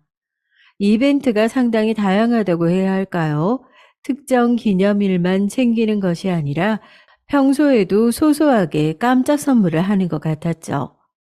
딸아이의 감동 포인트를 이렇게 정확하게 알고 있나 싶을 정도로 말이에요. 특히 손편지를 종종 써주는 모양인데 그때마다 딸아이의 얼굴에는 아주 빛이 나더라고요. 그날은 딸아이의 생일이었습니다. 아침부터 남자 쪽에서 근사한 일정을 잡았다고 하면서 신나게 나갔던 딸은 생각보다 이른 시간에 집에 들어오더라고요. 저는 당연히 저녁까지 먹고 늦게 들어올 줄 알았거든요. 오자마자 딸은 잠시 제게 밖으로 나가자고 하더군요. 어리둥절했어요. 아무 설명도 없이 나가보면 안다고 하는데 저도 정신이 하나도 없더라고요. 나갔더니 그날 봤던 차가 있었습니다. 어머니, 안녕하세요. 그때는 제대로 인사도 못 드렸습니다. 정식으로 인사드리겠습니다. 홍철민이라고 합니다. 남자가 인사를 하더니 쭈뼛거리면서 트렁크를 열더니 커다란 꽃다발을 제게 내밀더군요. 저는 순간 제가 오늘 딸아이와 남자를 집에 초대했었던가 생각을 더듬어 봤을 정도로 당황했어요. 왜 꽃을 저에게 주는지 이해가 되지 않았거든요. 제가 너무 오래 서 있었는지 딸아이가 제 팔을 톡톡 치면서 불렀습니다. 그래, 미안해. 내가 갑자기 커다란 꽃을 받아서 좀 놀랐어요. 오늘 우리 딸아이 생일인데, 그래서요. 지연이 태어나게 해주셔서 감사합니다. 꼭 인사 직접 드리고 싶었어요. 그래서 아직 인사도 제대로 드리지 않았는데 안 된다고 하는 지연이를 졸랐습니다. 잠깐 만나 뵙게 해달라고요. 저는 예상 밖의 대답에 꽃다발을 받았을 때보다 더 많이 놀랐습니다. 이런 점을 신경 쓰는 사람이었나 싶어 다르게 보이기도 했죠. 제가 고맙다고 하자 엄청 기뻐 보이는 얼굴로 그런 다음에 식사 자리를 만들어도 되겠냐고 물어보더라고요. 저는 기꺼이 초대하겠다고 했습니다. 아니, 둘이 저녁 먹은 거 아니었어? 철민이가 이렇게 좋은 날 엄마랑 저녁 먹으면서 오붓하게 시간 보내자고 하더라고. 그래서 아침 일찍부터 움직였던 거래. 저는 또 한 번 의외의 행동에 남자를 놀란 눈으로 바라봤습니다. 괜히 헛기침을 하던 남자는 다음번 초대를 기대하면서 기다리겠다고 하고는 먼저 가보겠다고 했습니다. 아주 잠깐 사이였지만 딸아이가 왜 남자를 마음에 들어 했는지 알겠더라고요. 집에 들어와서도 딸아이는 기분이 좋은지 콧노래까지 흥얼거릴 정도였습니다. 저 역시도 마찬가지였고요. 그날 이후 저는 약속한 대로 남자를 집에 초대했고 얘기를 나누면서 상당히 재미있는 사람이란 생각이 들었어요. 얘기를 엄청 재밌게 할 줄 알더라고요. 밥 먹으면서 가게에서 있었던 일들이라고 하면서 들려주는데 너무 많이 웃어서 밥이 입으로 들어가는지 코로 들어가는지 모를 정도였답니다. 그 뒤로도 몇 번 함께 식사를 했는데 갈수록 남자가 마음에 들더라고요. 싹싹하기도 하지만 무엇보다 딸아이를 잘 챙겨주는 것이 눈으로 보여서 기분이 좋았습니다. 그래서 프로포즈를 받았다는 소리를 듣고 저도 함께 기뻐할 수 있었죠. 문제는 상견례를 하면서 벌어졌습니다. 솔직히 그냥 봤을 때는 큰 문제가 아니라고 생각하실 수도 있겠네요. 하지만 저는 이때부터 뭔가 일이 이상하게 돌아간다는 생각이 들었어요. 뭔가 상대방이 큰 비밀을 숨기고 있다는 것도 있었지만 사람이 쎄한 기분이 든다고 할까요? 가까이에서는 안 된다는 생각이 들기 시작했습니다. 상견례장은 깔끔하고 조용한 개인룸이 마련된 곳이었습니다. 음식도 입에 맞았고 분위기도 좋았죠. 박가사도는 해외에 있다고 해서 같이 자리를 하지는 못했죠. 예비 안사돈의 첫인상은 솔직히 좋다고는 말 못하겠더라고요. 도도함을 넘어서 뻣뻣하다고 해야 할까요? 여기 누가 예약을 한 거야? 아휴, 급이 낮아도 너무 낮네. 자리는 이게 뭐니? 갑갑하게. 음식은 또, 아우, 왜 이래? 코스 요리가 영 별로잖아. 좀 더 좋은 것은 없었어? 없어 보이게 이런 데 자리를 만들다니. 네 생각이니? 아니면 세아가? 어느 쪽이든 센스 없이 정말 내가 다 부끄럽구나. 자기 딴에는 작은 소리로 예비 사위에게만 얘기한다고 하는 것 같았지만 제 귀에는 다 들릴 정도였습니다. 시어머니가 이런 사람이라면 딸아이가 나중에 시집살이를 단단히 할 것 같다는 느낌을 받을 정도였죠. 후식이 나오고 예비 안사돈이 제게 묻더군요. 임대업을 하신다고 들었어요. 가지고 계신 건물이 꽤 있으신가 봐요. 건물은 주로 어느 동네에 있나요? 저는 이런 질문을 받아본 적이 없어서 속으로는 엄청 당황했지만 최대한 담담한 척하며 말을 아꼈습니다. 집안 사업이라 정확하겐 저도 다 알고 있지는 않네요. 아이들 결혼식 문제 말인데요. 사돈 아는 사람이 많을 것 같은데 큰 호텔에서 하는 건 어때요? 식도 1, 2부 나눠서 성대하게 말이죠. 혹시 사돈께서 아시는 곳 있으면 좀 알아봐 주시겠어요? 아무래도 저희보다 발은 더 넓으시겠죠. 그리고 일단 예단비는 얼마나 생각하시나요? 엄마, 무슨 얘기를, 저랑 나중에 얘기해요. 둘이서 얘기가 된 상황은 아니었는지 예비사위가 화들짝 놀라며 말렸지만 예비 안사돈은 왜 이렇게 나오는지 전혀 이해하지 못하는 눈치였습니다. 저는 정신없이 훅훅 들어오는 예비 안사돈의 속도를 도저히 따라가지 못하겠더라고요. 하지만 그대로 어영부영 넘어가는 모습은 보이고 싶지 않았답니다. 아이들 얘기를 들어보지 않아서 뭐라고 답을 드려야 할지 모르겠군요. 결혼은 서로 다른 가족들의 결합이라고 하지만 요즘 애들은 생각은 어떨지 모르겠네요. 결혼식은 두 사람이 원하는 방향을 들어본 적이 없어서 지금 대답 드리기가 곤란합니다. 그 예단도 마찬가지고요. 두 사람이 어떤 것을 어떻게 준비하는지 예산을 계획한 것도 아닌데 먼저 나서서 얼마다 얘기를 하는 게 과연 얼마나 도움이 되겠어요.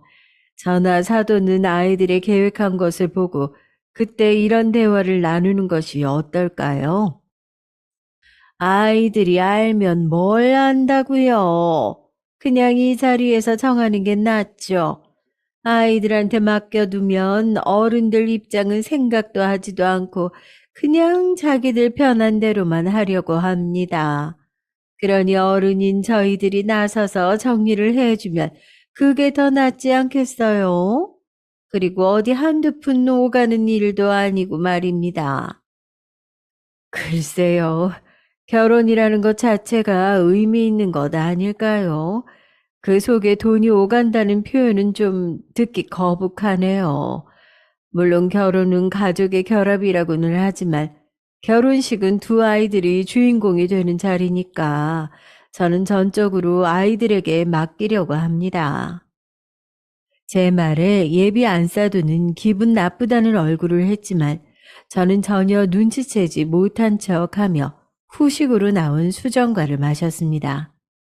집에 돌아오는 길에 저는 딸아이에게 결혼식이나 예물에 관해서는 진지하게 고민해서 결정을 했으면 좋겠다고 말했어요. 모든 것을 다 지켜봤던 딸아이는 제 말에 고개를 끄덕이며 한숨을 내쉬었습니다. 결혼식은 예비 안사둔이 기대했던 것과는 전혀 다르게 잡혔더라고요. 저와 달리 종교가 있는 딸아이가 성당에서 하고 싶다고 했죠. 예비사위도 함께 다니는 곳이라고 하더군요. 당연히 예비 안사도는 펄펄 뛰면서 반대를 했다고 하는데 그 부분은 예비사위가 해결을 본 상태라 크게 걱정할 것은 없다고 말해줬습니다. 저는 둘이 원하는 결혼식을 할 수 있는 곳이라면 어디든 반대할 생각이 없다고 확실하게 말해줬죠. 한창 결혼 준비로 바쁠 때 딸아이가 무슨 할 말이 있는지 제 눈치를 보는 기분이 들었습니다.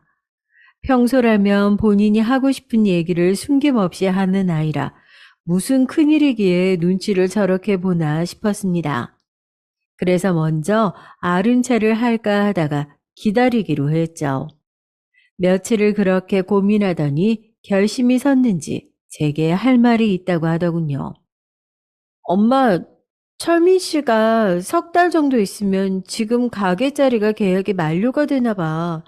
근데 하나같이 지금 임대료로는 계약 연장은 불가하다고 해서 가게 이전을 해야 한다고 하네요. 아, 이렇게 갑자기? 아, 결혼식 준비를 정신없는데 어떻게 하니? 그러니까 말이에요. 그래서 결혼식 준비하면서 가게 자리도 알아봐야 해서 몇 배는 더 정신이 없어 하네요. 그래서 말인데요. 엄마, 제가 이런 부탁드리면 안 된다는 건 아는데. 저는 말하기를 주저하는 딸아이를 보면서 대충 감은 오더군요. 가게 이전과 관련된 부탁이겠다 싶었어요. 가게 자리를 알아보는데 도움을 달라고 하거나 심하면 건물 중에서 빈자리가 있는지 물어보겠다 싶었습니다. 그리고 제 예상과는 크게 다르지 않는 부탁을 하더군요. 혹시 우리가 좀 도와줄 수 있을까요? 철민 씨는 이쪽에 좀 알아보고 있더라고요. 딸아이는 벌써 예비사위와 얘기를 한 모양인지 제게 몇 장의 사진을 보여줬습니다. 예비사위가 이전하려고 알아보는 자리라고 하는데 솔직히 좀 놀랐어요. 하나같이 제가 가지고 있는 건물 주변이었습니다. 거기다 자리가 워낙 좋아서 임대료가 다른 곳들보다 월등히 센 곳이기도 하고요. 여긴 자리가 워낙 좋아서 임대료가 보통은 넘을 텐데 여기로 온다고? 오히려 지금 있는 자리보다 임대료가 더 높을 수도 있어. 딸아이는 예비사위가 이왕지사 옮기게 된 것 자리가 좋은 곳으로 가고 싶어하는 눈치라고 말했죠. 그러면서 제 건물에 자리가 있으면 좀 넣어주는 것은 어떻겠냐고 조심스럽게 말하더군요. 저는 임대료가 높은데도 이곳으로 이전하는 것은 조금 무리수가 아닐까 싶은 생각이 들면서 저도 모르게 혹시 제가 무언가를 해줄 것이라 기대하고 있는 것은 아닐까 싶은 생각이 들었습니다. 상견례 자리에서 보였던 예비 안사돈의 행동으로 미뤄봐서 충분히 가능성이 있을 것 같았죠. 저는 우선 딸에게는 자리를 좀 알아보겠다고 대답을 했습니다. 하지만 목에 가시가 걸린 것처럼 개운하지 않았어요. 저는 제 일을 도와주는 실장님께 전화를 넣어 예비사위가 운영 중인 가게들의 정보와 임대 계약에 대해 알아봐 달라고 부탁을 했습니다. 어린 시절부터 함께 자랐던 동네 오빠라 제 얘기를 듣고는 무슨 일이냐고 갑자기 왜 알아보느냐고 하는 건지 물어봤죠. 저는 솔직히 말씀을 드렸습니다. 그랬더니 자세하게 알아보려면 시간이 필요하다며 자신에게 맡겨달라고 했습니다. 저는 실장님께 연락만을 기다리고 있었어요. 그 와중에도 결혼 준비는 착실하게 이어가고 있었습니다. 그날은 한복을 맞추러 가는 날이었어요. 아버지께서는 하나뿐인 외손녀 결혼인데 한복은 자기가 맞춰주겠다고 하시면서 유명 한복점을 예약해 주셨습니다. 예비 안사돈과 예빈 사위 그리고 저와 딸아이까지 4시에 한복점에서 만나기로 했죠. 그런데 어떻게 알았는지 애들 고모가 왔더라고요. 그래도 제가 명색이 고모잖아요. 거기다 둘 소개시켜 준 것도 있고. 그래서 한복 얻어 입으러 왔어요. 괜찮죠? 아유, 미리 연락이라도 주시지 그랬어요. 그럼 저희랑 같이 오셨을 텐데. 애들 고모는 누구랑 같이 온 것이 뭐가 중요하겠냐고 하면서 자리를 차지하고 앉아서는 빨리 원단을 좀 보자고 하더군요. 아버지의 입김이 작용한 것인지 곧 사장님께서 오셔서 직접 봐주시기로 했다며 책을 둘러보면서 마음에 드는 것을 먼저 골라보라고 하더군요. 애들 고모와 예비 안사두는 제일 고급인 원단은 어떤 것인지 물어보면서 이걸로 만들자고 둘이서 아주 신이 났더군요. 딸아이는 옆에서 보니 정신은 딴 곳에 팔려 있는 것 같았습니다. 예비 사이가 괜찮아 보인다고 권하는 사진에도 고개를 끄덕이기는 하지만 딱히 마음에 들어하는 눈치는 아니었어요. 저는 그런 딸아이의 등을 쓰다듬어 주면서 외할아버지가 해주시는 한복인데 예쁜 것으로 골라보라고 말했습니다. 엄마, 괜찮으세요? 고모가. 저는 딸아이의 말을 자르며 다른 것은 신경 쓰지 말라고 단호하게 말했습니다. 저는 사장님을 기다리며 많이들 한다는 한복 사진을 넘겨다 보고 있었습니다. 그때 실장님께 카톡이 왔어요. 부탁받은 일이라고 하면서 파일로 왔더군요. 실장님은 이상한 점이 있다고 말하며 꼼꼼하게 보고 결정을 내리라고 말했습니다. 막 파일을 확인하려는데 사장님이 들어오셨어요. 손에는 처음 보는 색상의 원단이 들려 있었습니다. 안녕하세요. 아유, 제가 좀 늦었죠. 원단을 구하러 다녀오느라고요. 회장님께서 외손녀를 최고로 예쁘게 만들어 달라고 신신당부를 하셔서 제가 특별히 원단을 따로 알아봤습니다. 원단을 내려놓고 사장님이 제게 손을 내밀기에 가볍게 악수를 나눴죠. 그런데 옆 테이블에 있던 예비 안사돈의 행동이 좀 이상했습니다. 방금까지 애들 고모와 신나게 얘기를 하던 사람은 어디 가고 입을 꾹 다물고 있기만 하더군요. 예비 사위도 마찬가지였습니다. 좀처럼 고개를 들지 못하고 자꾸 책으로 얼굴을 가리고 있었어요. 그런데 이상한 것은 예비 안사돈과 예비 사위만이 아니었습니다. 저와 웃으면서 인사를 나누던 사장님의 얼굴이 삽시간에 일그러지더니 주먹을 불끈 쥐고 부르르 떨더라고요. 저와 딸아이는 심상치 않은 분위기에 이게 무슨 일인가 싶어 서로를 바라봤지만 소용이 없었습니다. 애들 고모도 눈치를 보더니 슬쩍 몸을 뒤로 빼더라고요. 뻔뻔스럽기도 해라. 내 딸 인생을 그렇게 망쳤으면서 결혼을 한다고? 내 가게에 나타나? 감히 어디로 꽁꽁 숨었나 했더니만 숨어서 이런 짓을 저지르고 있었네. 여긴, 여긴 어떻게, 분명 부산에 있을 사람이? 내가 어디에 있는지 당신 알 바 아니지. 혹시 이분들은 아나? 너희가 어떤 인간들인지. 너희 모자의 추악한 모습을 어디까지 알고 계시느냐는 말이야. 사장님의 말에 화들짝 놀란 예비 안사도는 나가서 얘기를 하자며 사장님의 팔을 잡으려 했습니다. 하지만 화난 사장님은 그런 예비 안사돈을 피하고는 오히려 그녀를 밀어버리더군요. 예비 사위가 놀라며 자신의 어머니를 부축하러 움직이자 사장님은 그제야 그의 모습을 눈치챘는지 방금보다는 더 큰 소리로 소리를 질렀습니다. 너 이 새끼 감히 내 딸 인생을 그렇게 시궁창으로 만들고는 감쪽같이 사라져? 인간도 아니야, 너 같은 새끼는. 사장님은 예비사위의 뺨을 세게 내려쳤습니다. 정말 엄청난 소리가 방에 울렸죠. 그리고 제 쪽으로 몸을 돌려서는 결혼은 절대 안 된다고 하더라고요. 이 사람들 인간도 아닙니다. 절대 이 결혼 시키면 안 돼요.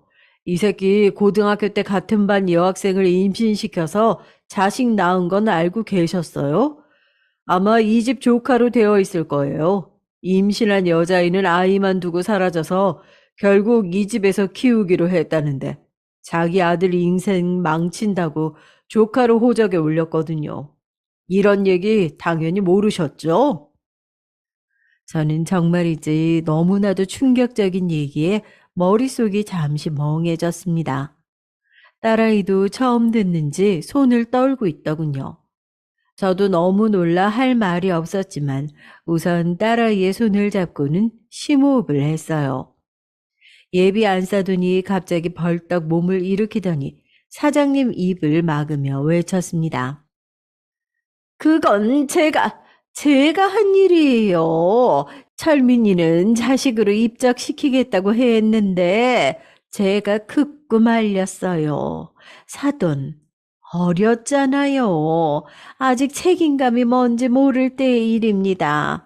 사돈도 엄마니까 제 맘 이해하시잖아요. 자식 잘못되길 바라는 사람이 어디 있겠습니까? 제 맘 아시겠죠? 당연히 저는 그런 마음을 이해할 수 없었습니다. 고등학생인데 책임감이 뭔지 모를 때라니 너무 어처구니가 없었죠. 이거 놔. 어디서 더럽게 내 몸에 손을 대? 그럼 내 딸한테 할 리는 아직도 저 새끼는 책임감이 뭔지 모른다니? 그래서 그랬어. 결혼하자며 결혼하자고 약속까지 했다며 그래서 임신까지 시켰으면서 뭐? 아이를 지워? 결혼은 급이에 맞아야 하는데 착각을 해? 오해세요. 저희는 그런 이유로 헤어진 게 아니에요. 그럼 무슨 이유로 헤어졌는데? 무슨 이유가 있었기에 자기애라는 증거가 어디 있냐고 그랬어. 야, 너 입이 있으면 네가 말해봐라. 무슨 생각으로 우리 딸한테 남자가 너 말고도 또 있었던 거 아니냐고 했는데. 예비 사위의 얼굴은 불다 못해 칙칙할 정도로 검게 변한 상태로 사장님의 눈을 보지 못했습니다. 예비 안사두는 다 모함이라고 하면서 어떻게든 사장님의 입을 막으려고 했지만 오히려 바닥에 내팽겨지기만 했죠. 저는 이런 미친 상황에 딸아이가 있다는 사실이 소름 돋을 정도로 싫었습니다. 왜 말을 못해? 그럼 뭐가 이유라서 헤어졌냐고? 네 입으로 그랬다며? 애초 결혼할 생각 없이 만났다고.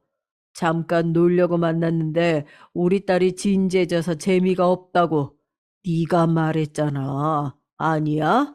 우리 애는 네 그 말 때문에 충격받고 약을 먹었어.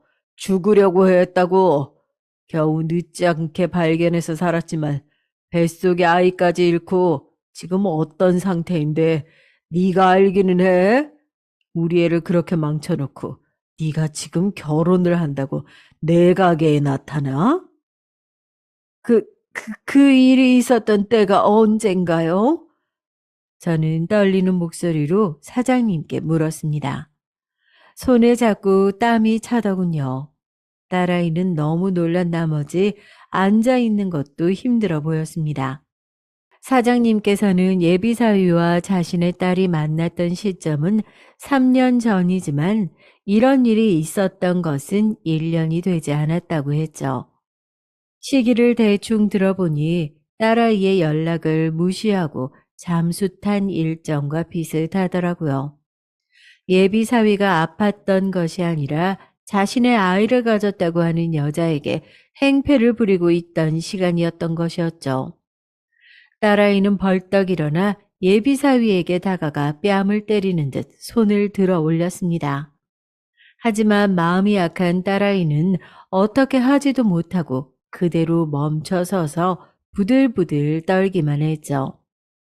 예비 안사두는 감히 누구에게 손찌검을 하려는 것이냐며 그런 제 딸을 밀었습니다. 제가 이성이 끊어진 것은 바로 이 시점이었어요. 두 손 싹싹 빌어도 시원치 않을 판국에 제 딸에게 손을 대다니요. 저는 바로 예비 안사돈의 머리채를 휘어잡고는 딸아이가 날리지 못했던 뺨을 시원하게 날렸습니다. 예비 안사돈이 아프다고 소리를 고래고래 질렀지만 저는 눈 하나 깜짝하지 않았어요. 거짓말만 늘어놓고 우리를 속였으면서 어디서 내 딸한테 손을 대? 인간 같지 않은 것들이 어떻게 사람의 탈을 쓰고 그런 짓을 저지를 수가 있어? 사장님의 딸에게도 내 딸에게도 내가 너희들 가만히 둘 것 같아? 각오해. 내가 무슨 수를 써서라도 너희 모자 가만히 두지 않을 테니까.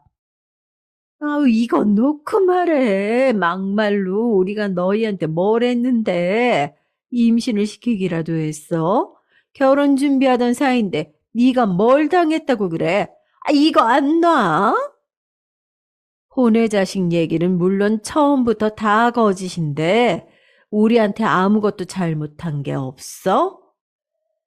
아직 정신 못 차렸지? 뻔뻔하게 눈을 치켜뜨면서 소리를 지르는 예비 안사돈의 모습에 뺨이라도 한 대 더 때리려고 손을 들었더니 급하게 사장님께서 막으셨습니다. 제 손목을 강하게 쥐는 힘에 정신을 차린 저는 주저앉아 멍하게 있는 딸아이를 일으켜 세워서 먼저 가보겠다고 사장님께 인사를 드리고 몸을 돌렸습니다. 그런데 엄청 놀란 얼굴로 가만히 숨죽이고 있는 애들 고모가 보이더군요. 처음부터 예비사위를 소개시켜준 사람이 애들 고모다 보니 당연히 원망이 가더라고요. 다 알고 계셨어요?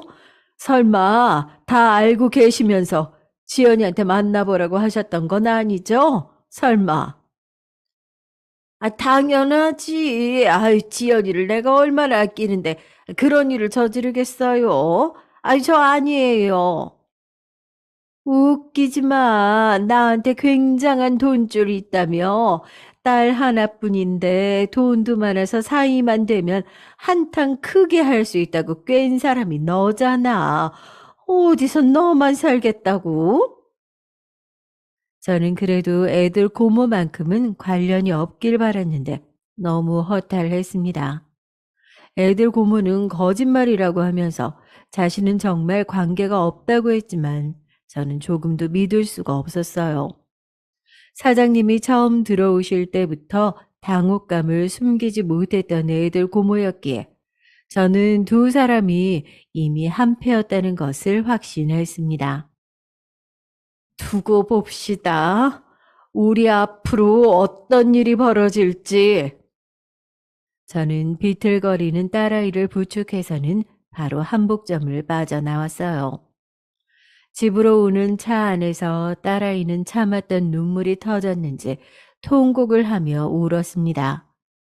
그러면서 자꾸만 제게 미안하다고 했죠. 그 소리에 하늘이 무너질 것만 같았지만 이를 악물고 버텼습니다. 저는 잘못도 없는 사람이 왜 사과를 해야 하냐며 예비사위가 찾아오거나 연락이 오더라도 절대 상대해주지 말라고 단호하게 말했죠.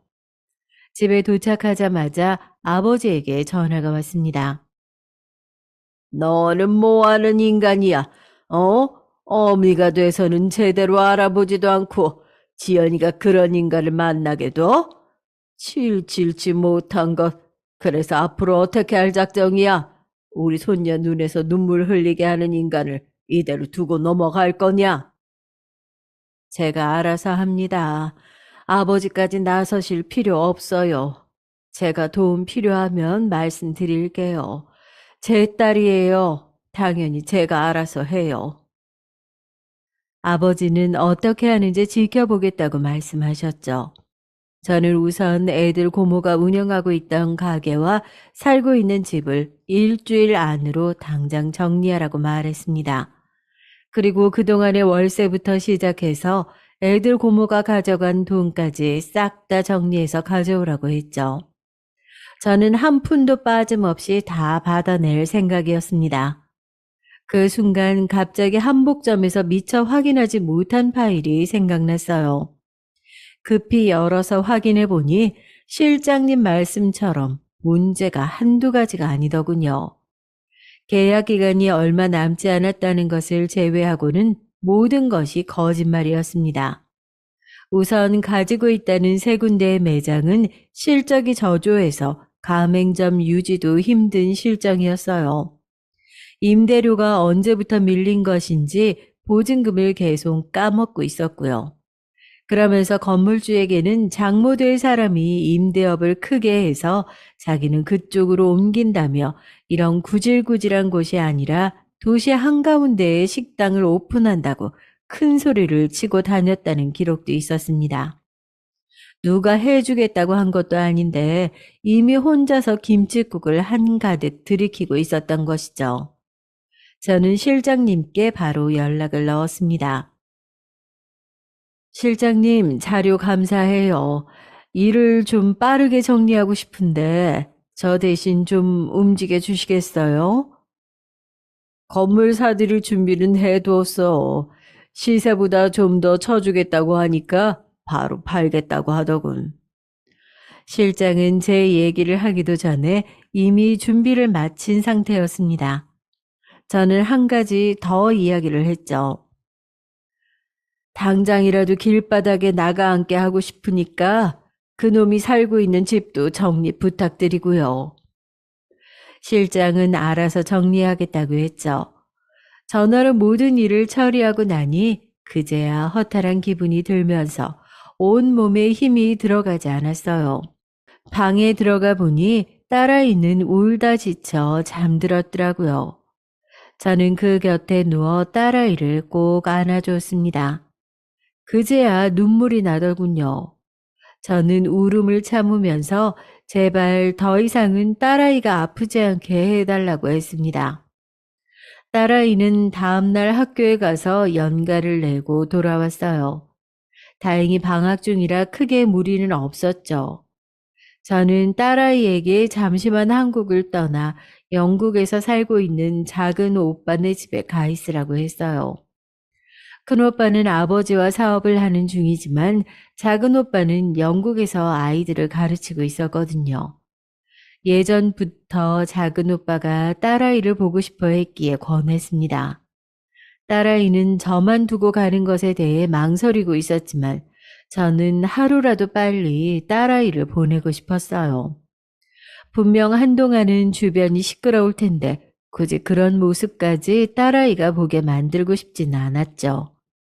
아니나 다를까 딸아이가 출발한 지 하루도 채 지나지 않아 애들 고모가 집으로 찾아왔습니다. 화가 잔뜩 난 얼굴이었어요. 아, 어떻게 저한테 이럴 수가 있어요? 아, 집이며 가게며 저한테는 한마디 상의도 없이 다 정리하시면 어떻게 살라는 말이에요? 그동안은 그이 생각해서 제가 참았어요. 그이가 워낙 애틋하게 여긴 여동생이니까. 그런데 지연이한테 어떻게 하셨어요? 애들 고모라는 사람이 쓰레기축에도 들지 못할 인간을 소개시켜 주셨는데 제가 이 정도도 못할 것 같아요? 그건 오해라니까요. 아, 저 정말 아니에요. 그년이 괜히 치가 불리해지니까 저한테 몰고 가려는 모양인데 저는 아니에요. 제가 조카한테 어떻게 그렇게 해요? 아, 오빠가 얼마나 저한테 잘해주셨는데. 그러니까요. 제 말이요. 그 일을 생각해서라도 그런 짓을 해서는 안 되는데 말이죠. 왜 그러셨는지 궁금하네요. 하여튼 빨리 정리해 주세요. 어차피 다른 사람들 다 시켰으니까 그냥 집만 챙겨서 나가시면 됩니다. 저는 애들 고모가 눈물까지 찍어내며 너무하다고 했지만 냉정하게 대답했어요. 거짓 눈물인 게 너무나도 뻔히 보였거든요. 제가 자신이 생각한 대로 움직이지 않자 애들 고모는 버럭 소리를 지르면서 짜증을 내기 시작했습니다. 당신 나랑 다를 거 하나 없어. 자기는 고작 부모 잘 만나서 떵떵거리고 사는 주제. 고작 몇 푼 되지도 않는 돈으로 생색이나 내고 지연이도 지 엄마 똑 닮아서 재수없게 고고한 척 얼마나 징그러운 줄 알아? 왜 그랬냐고? 그 꼴이 얼마나 보기 싫어서 그랬다. 왜? 몇 푼 되지도 않는 돈? 매달 가게 운영 핑계대고 가정한 돈이 얼만지 알기나 해? 내가 모른다고 생각했어? 그렇게 가져간 돈으로 놀러나 다니고 그게 다 횡령이야. 알아? 저는 애들 고모가 가져간 돈의 내역서를 그녀의 얼굴에 던지고는 법적으로 처리하자고 말했습니다. 소송하자고 말이죠. 소송이란 단어에 정신이 번쩍 들었는지 애들 고모가 갑자기 제 다리에 매달려서는 한 번만 봐달라고 빌더군요. 정말이지 무슨 사람이 이렇게 상황에 따라 자기 편한 대로 바뀌는지 소름이 돋더군요. 저는 조금의 틈도 보이지 않고 그녀를 밀어냈습니다. 내가 잘못했어요. 갑자기 막 집도 가게도 다 빼앗기니까 내가 정신이 나갔었어. 한 번만, 딱 한 번만 용서해 주세요. 예? 우리 오빠 생각해서. 빼앗기다니 원래 내 것이었어요. 그리고 더 이상 그이 부르지 마세요. 나중에 죽어서 그이 만났을 때 날 원망해도 어쩔 수 없죠. 나는 더 이상 당신을 참아줄 생각이 없거든. 저는 경찰을 부르기 전에 당장 내 집에서 나가라고 했죠. 애들 고모는 절대 안 나가겠다고 행패를 부리다 결국은 제가 부른 경비들의 손에 끌려갔습니다. 정말 온몸에 지인이 빠지더군요. 머릿속에는 애들 고모의 말이 자꾸 생각났지만 애써 머릿속을 비우려고 했어요. 그 일이 있고 나서 한동안은 조용했습니다. 12번을 찾아와도 더 찾아와야 할 사람이 반응이 없다는 것이 이상했어요. 하지만 그것도 잠시 사람이라면 그런 행동을 하고도 제 앞에 찾아올 수 있을 리 없다고 생각하고 새로 거래한 건물을 찾아갔죠. 정리 중이라고 들었던 것도 꽤 지났으니 지금쯤이면 깨끗하게 마무리되었을 것이라고 생각했어요. 다른 두 곳은 확실하게 정리가 됐더라고요. 자리가 나쁜 편이 아니라서 그런지 임대를 내놓기 무섭게 들어오겠다는 사람이 있더라고요.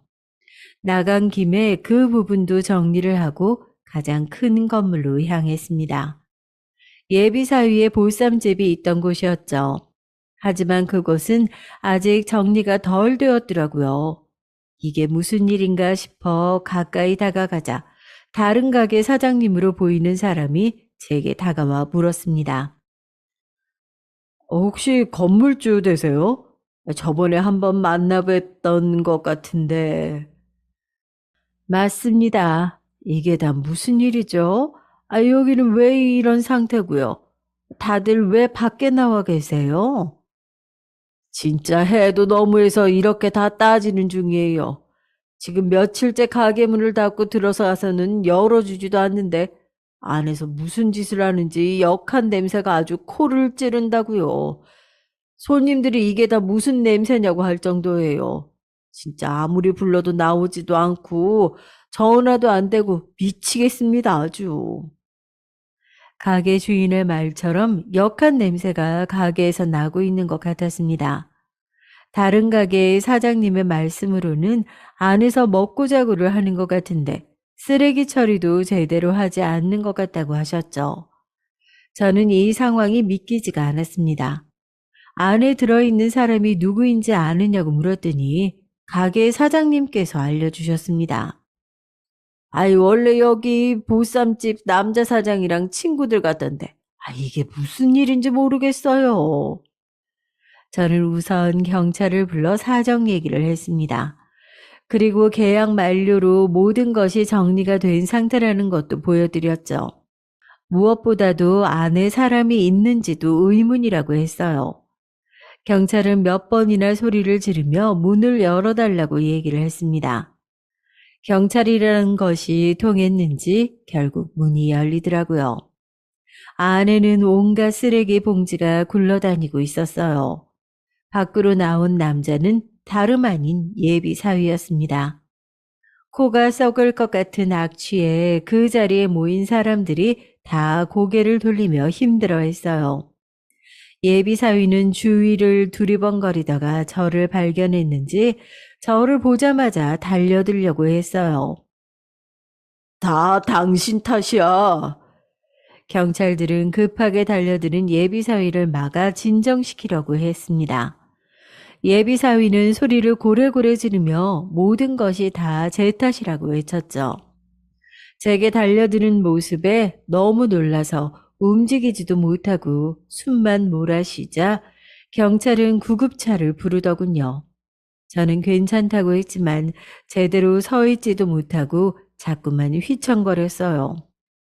주변에서 보고 있던 어떤 여성분이 제게 생수를 하나 건네주었습니다. 저는 겨우 물을 마시면서 놀란 마음을 다스렸어요. 뭐가 내 탓이라는 거야? 내가 너한테 뭘 어떻게 했는데? 내가 너더러 자기 자식 가진 여자를 버리라고 하기를 했어? 아니면 고등학교 때 사고 쳐서 낳은 자식 숨겨두고 거짓말을 하라고 시켰어? 이건 다 네 놈이 우리 딸한테 저지른 일이잖아. 내 재산을 넘보고 우리 딸이 가진 것들을 탐이 나서 아니야? 네가 잘못된 인생을 살았으면서 누구한테 원망이야? 원망을 하면 해도 내가 하고 한복집 사장님이 해야지. 예비사위에게 퍼붓고 나니 숨이 가빠지면서 하늘이 노랗게 변하는 것 같았습니다. 저는 억지로 정신을 차리려고 했지만 점점 머리가 어지럽기만 했어요.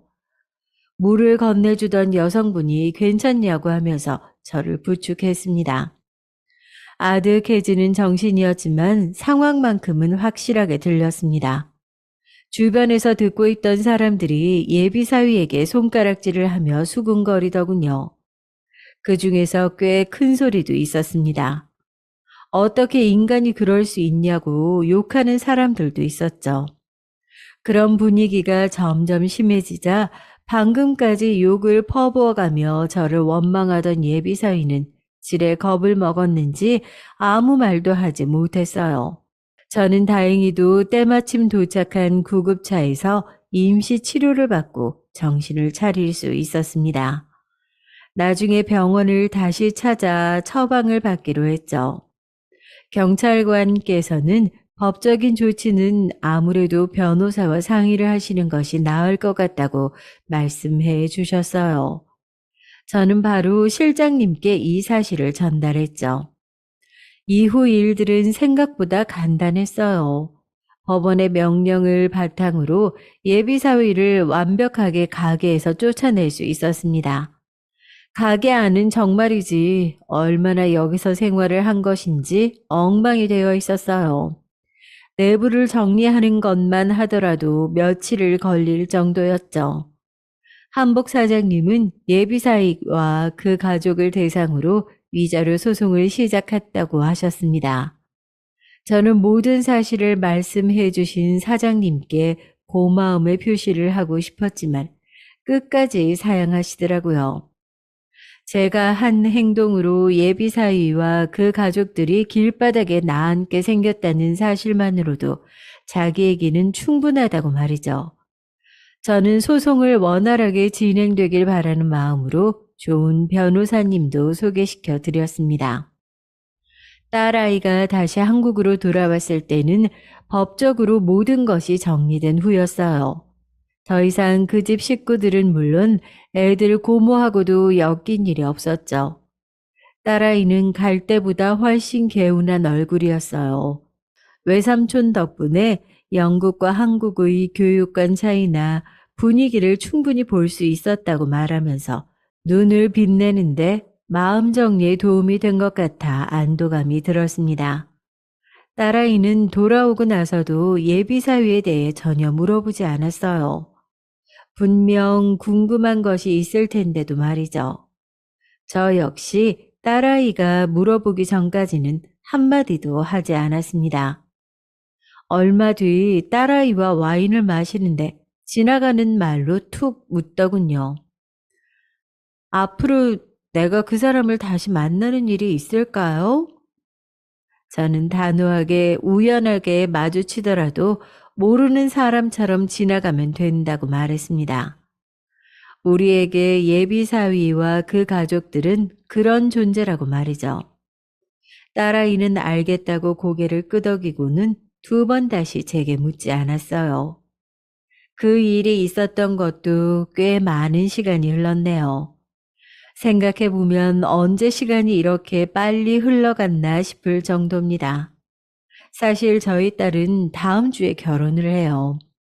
같은 학교에 다니는 선생님과 말이죠. 드디어 웨딩드레스를 입은 딸아이의 모습을 볼 수 있다고 생각하니까 잠이 오지 않아서 딸아이의 방을 기웃거리게 됩니다. 딸아이는 메리지 블루를 왜 엄마가 겪고 있냐면서 핀잔이지만 어쩔 수 없죠. 과거 그 일이 있고 나서부터 줄곧 남자를 경계하던 딸아이라서 결혼을 한다고 하니 기분이 더 복잡하더라고요. 결혼하신 분들은 다들 공감하시겠지만 결혼 생활의 모든 순간들이 행복하고 즐거울 수는 없잖아요. 그래도 나쁜 기억들보다는 좋은 추억이 더 많이 쌓일 수만 있다면 충분히 행복한 생활을 할 수 있지 않을까 싶네요. 제 얘기 들어주신 여러분의 가정에도 좋은 일들이 더 많이 생기길 바랍니다. 감사합니다.